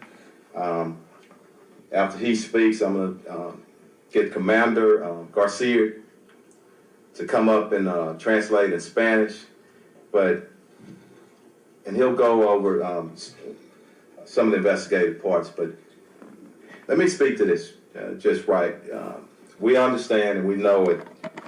This morning at about approximately 2:34 a.m., officers received a call of a shooting in progress. Officers arrived there shortly thereafter. The location is a downtown location, billiards, bowling alley located at 1201 San Jacinto Street here in the downtown area. Once officers arrived, they came upon a male who was deceased. That male has been identified as Kersnick Ball, better known as Takeoff. Damn, He's man. a member of the Migos rap group out of Atlanta. And I want to pause again, because sometimes the hip-hop community gets a bad name. And I know, and evident from this city and people who I have a personal relationship, a lot of great people in our hip-hop community, and I respect them. But back to Takeoff. I got many calls from Houston and outside of Houston, and everyone spoke of what a great young man this is, how peaceful he is. Man. What a great artist. And I'm calling up on everybody. Facts. Our hip-hop artists in Houston and around the nation. We got to police ourselves. There is so many talented individuals, men and women, in that community who, again, I love and I respect. And we all need to stand together and make sure nobody tears down that industry. And I'm calling to start here in Houston, here and possibly as early as next week. I want to meet with some of our artists and see how we can taper things down.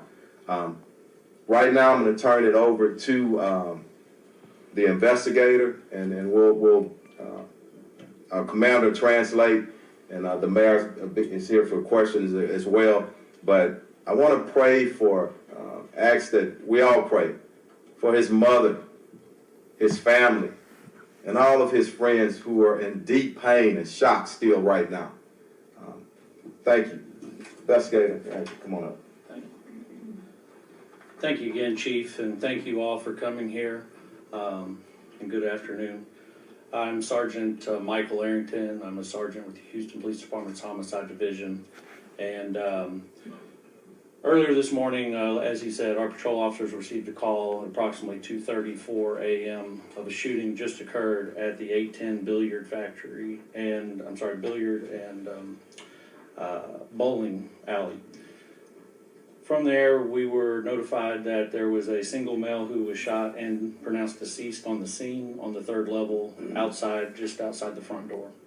We were also informed that 2 other individuals had reported themselves by personal vehicle to local area hospitals on their own. Both of them with non-life-threatening injuries, but a 23-year-old male and a 24-year-old female. Like I said, both of them are going to be okay, and we have spoken and gotten information from them to help us in this investigation. But the officers arriving on the scene, initial statements from employees working at the establishment notified us that there was an incident that occurred after the party had ended. There was a private party that was booked out for the event. And then after that ended, there was a large group of people who gathered at the front door area just outside of the building. And it led to an argument where the shooting took place from the disagreement. A lot of the people that were there fled the scene and did not stick around to give a statement. So we're asking them to either call us at the Homicide Division at 713-308-3600. Or if they would like to remain anonymous, they can call Crime Stoppers at 713-222-TIPS. Oh yeah. For any information. One more thing. Oh shit. One more thing about this whole situation, man. I see a lot of people blaming Quavo about the situation. One thing that I did hear Quavo say was, "Let's go." He was ready to get the hell up out of there. You know what I'm saying? If y'all seen the video, y'all know exactly what I'm talking about. Now, I don't know what took place immediately after that, because it was some shit going on right after that.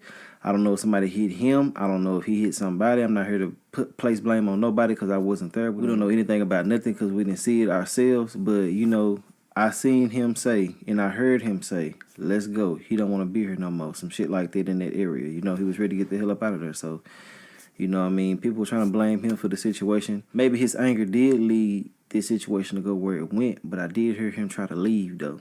So, you know, it's hard to kind of place blame on somebody who was ready to go. The attitude might have initiated the problem, but, you know, I mean, a form of de-escalating the situation is trying to leave. So, you know, I just got to throw that out there, man. But let's get back into it, though. We're looking for any information at this time, any videos, any information. We do know that the media has received a lot of phone calls, text messages, Twitter, tweets, vines, videos. We need all of y'all to send those to us so we can solve this case. We're looking for anything to help us. From there, as the chief said, we want to find justice for this family. They're going through a lot right now. And the only thing that we can do is hope that y'all reach out and assist us in any way to lead to evidence that will help us to apprehend and get charges and arrest on the person responsible for the death of Takeoff. Thank you. Let me say something right quick, just to follow up. I just want to say something to our city, it's Houston, and every brother and sister in the neighborhoods. I'm calling you to action, to step up. There were 40 people at least at this event, and people left possibly out of fear. I ask you one thing, and I want this to resonate with everybody. What if it was your brother? What if it was your son? You would want somebody to step up. So please step up, get the information to us so we can bring some closure to this family who's hurting right now. Just a note before turning back over to Chief Fenner. As you have heard, this was a private party last night of about 40 people. In that group, somebody or people know who the actual shooters were.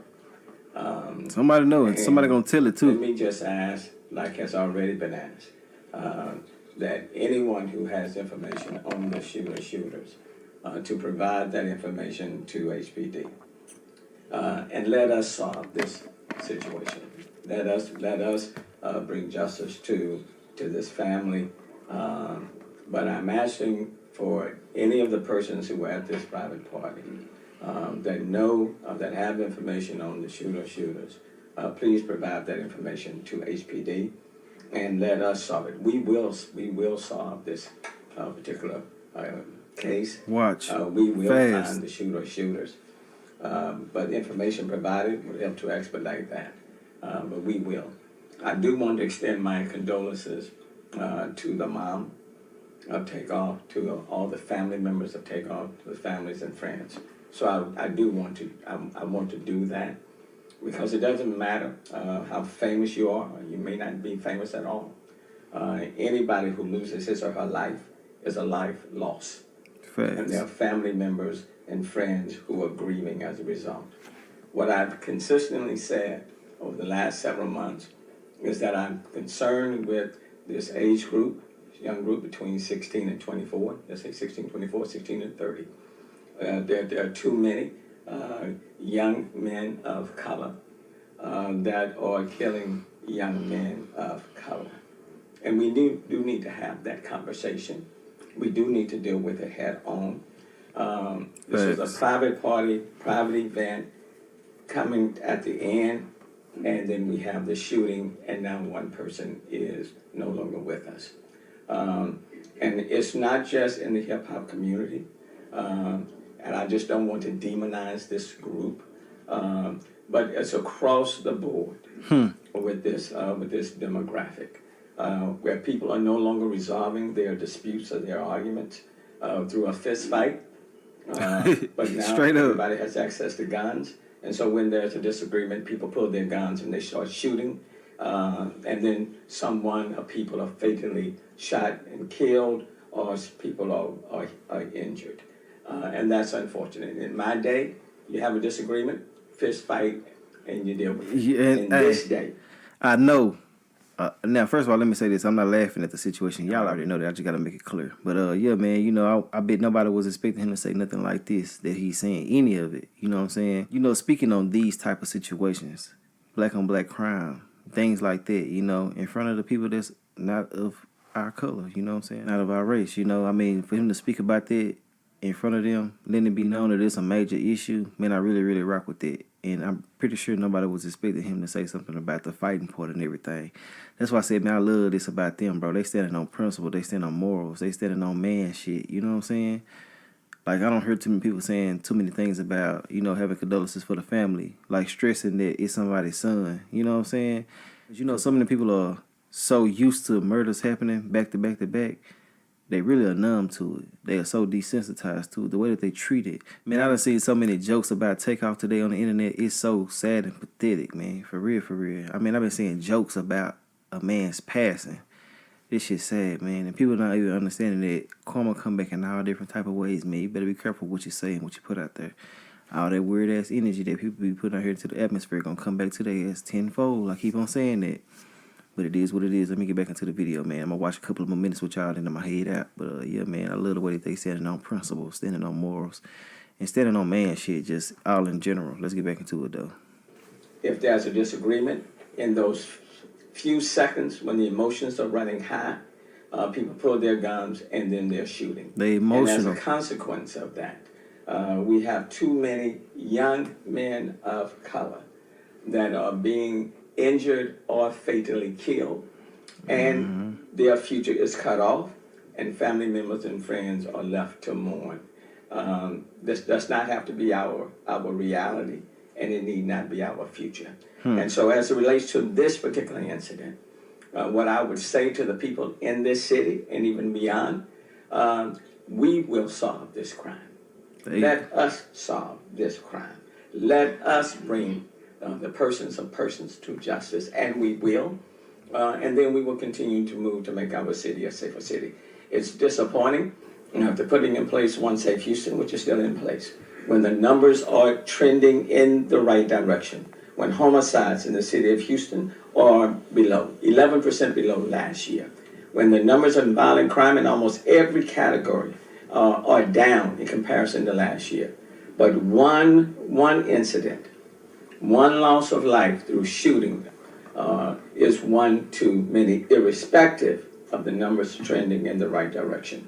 So just want to let people know this particular crime will be resolved and it will be addressed. But if you have any information for those in the hip hop community, to those who were there last night, please provide that information to HPD, and then let us work to quickly resolve it. Thanks. Thank you, ma'am. Yes, go ahead. There is some speculation on social media that Takeoff may not have been involved in the beef, or whatever went down. Is there any indication that he was caught in some sort of crossfire, or even perhaps shot by a associate with his? I don't want to speculate, but I do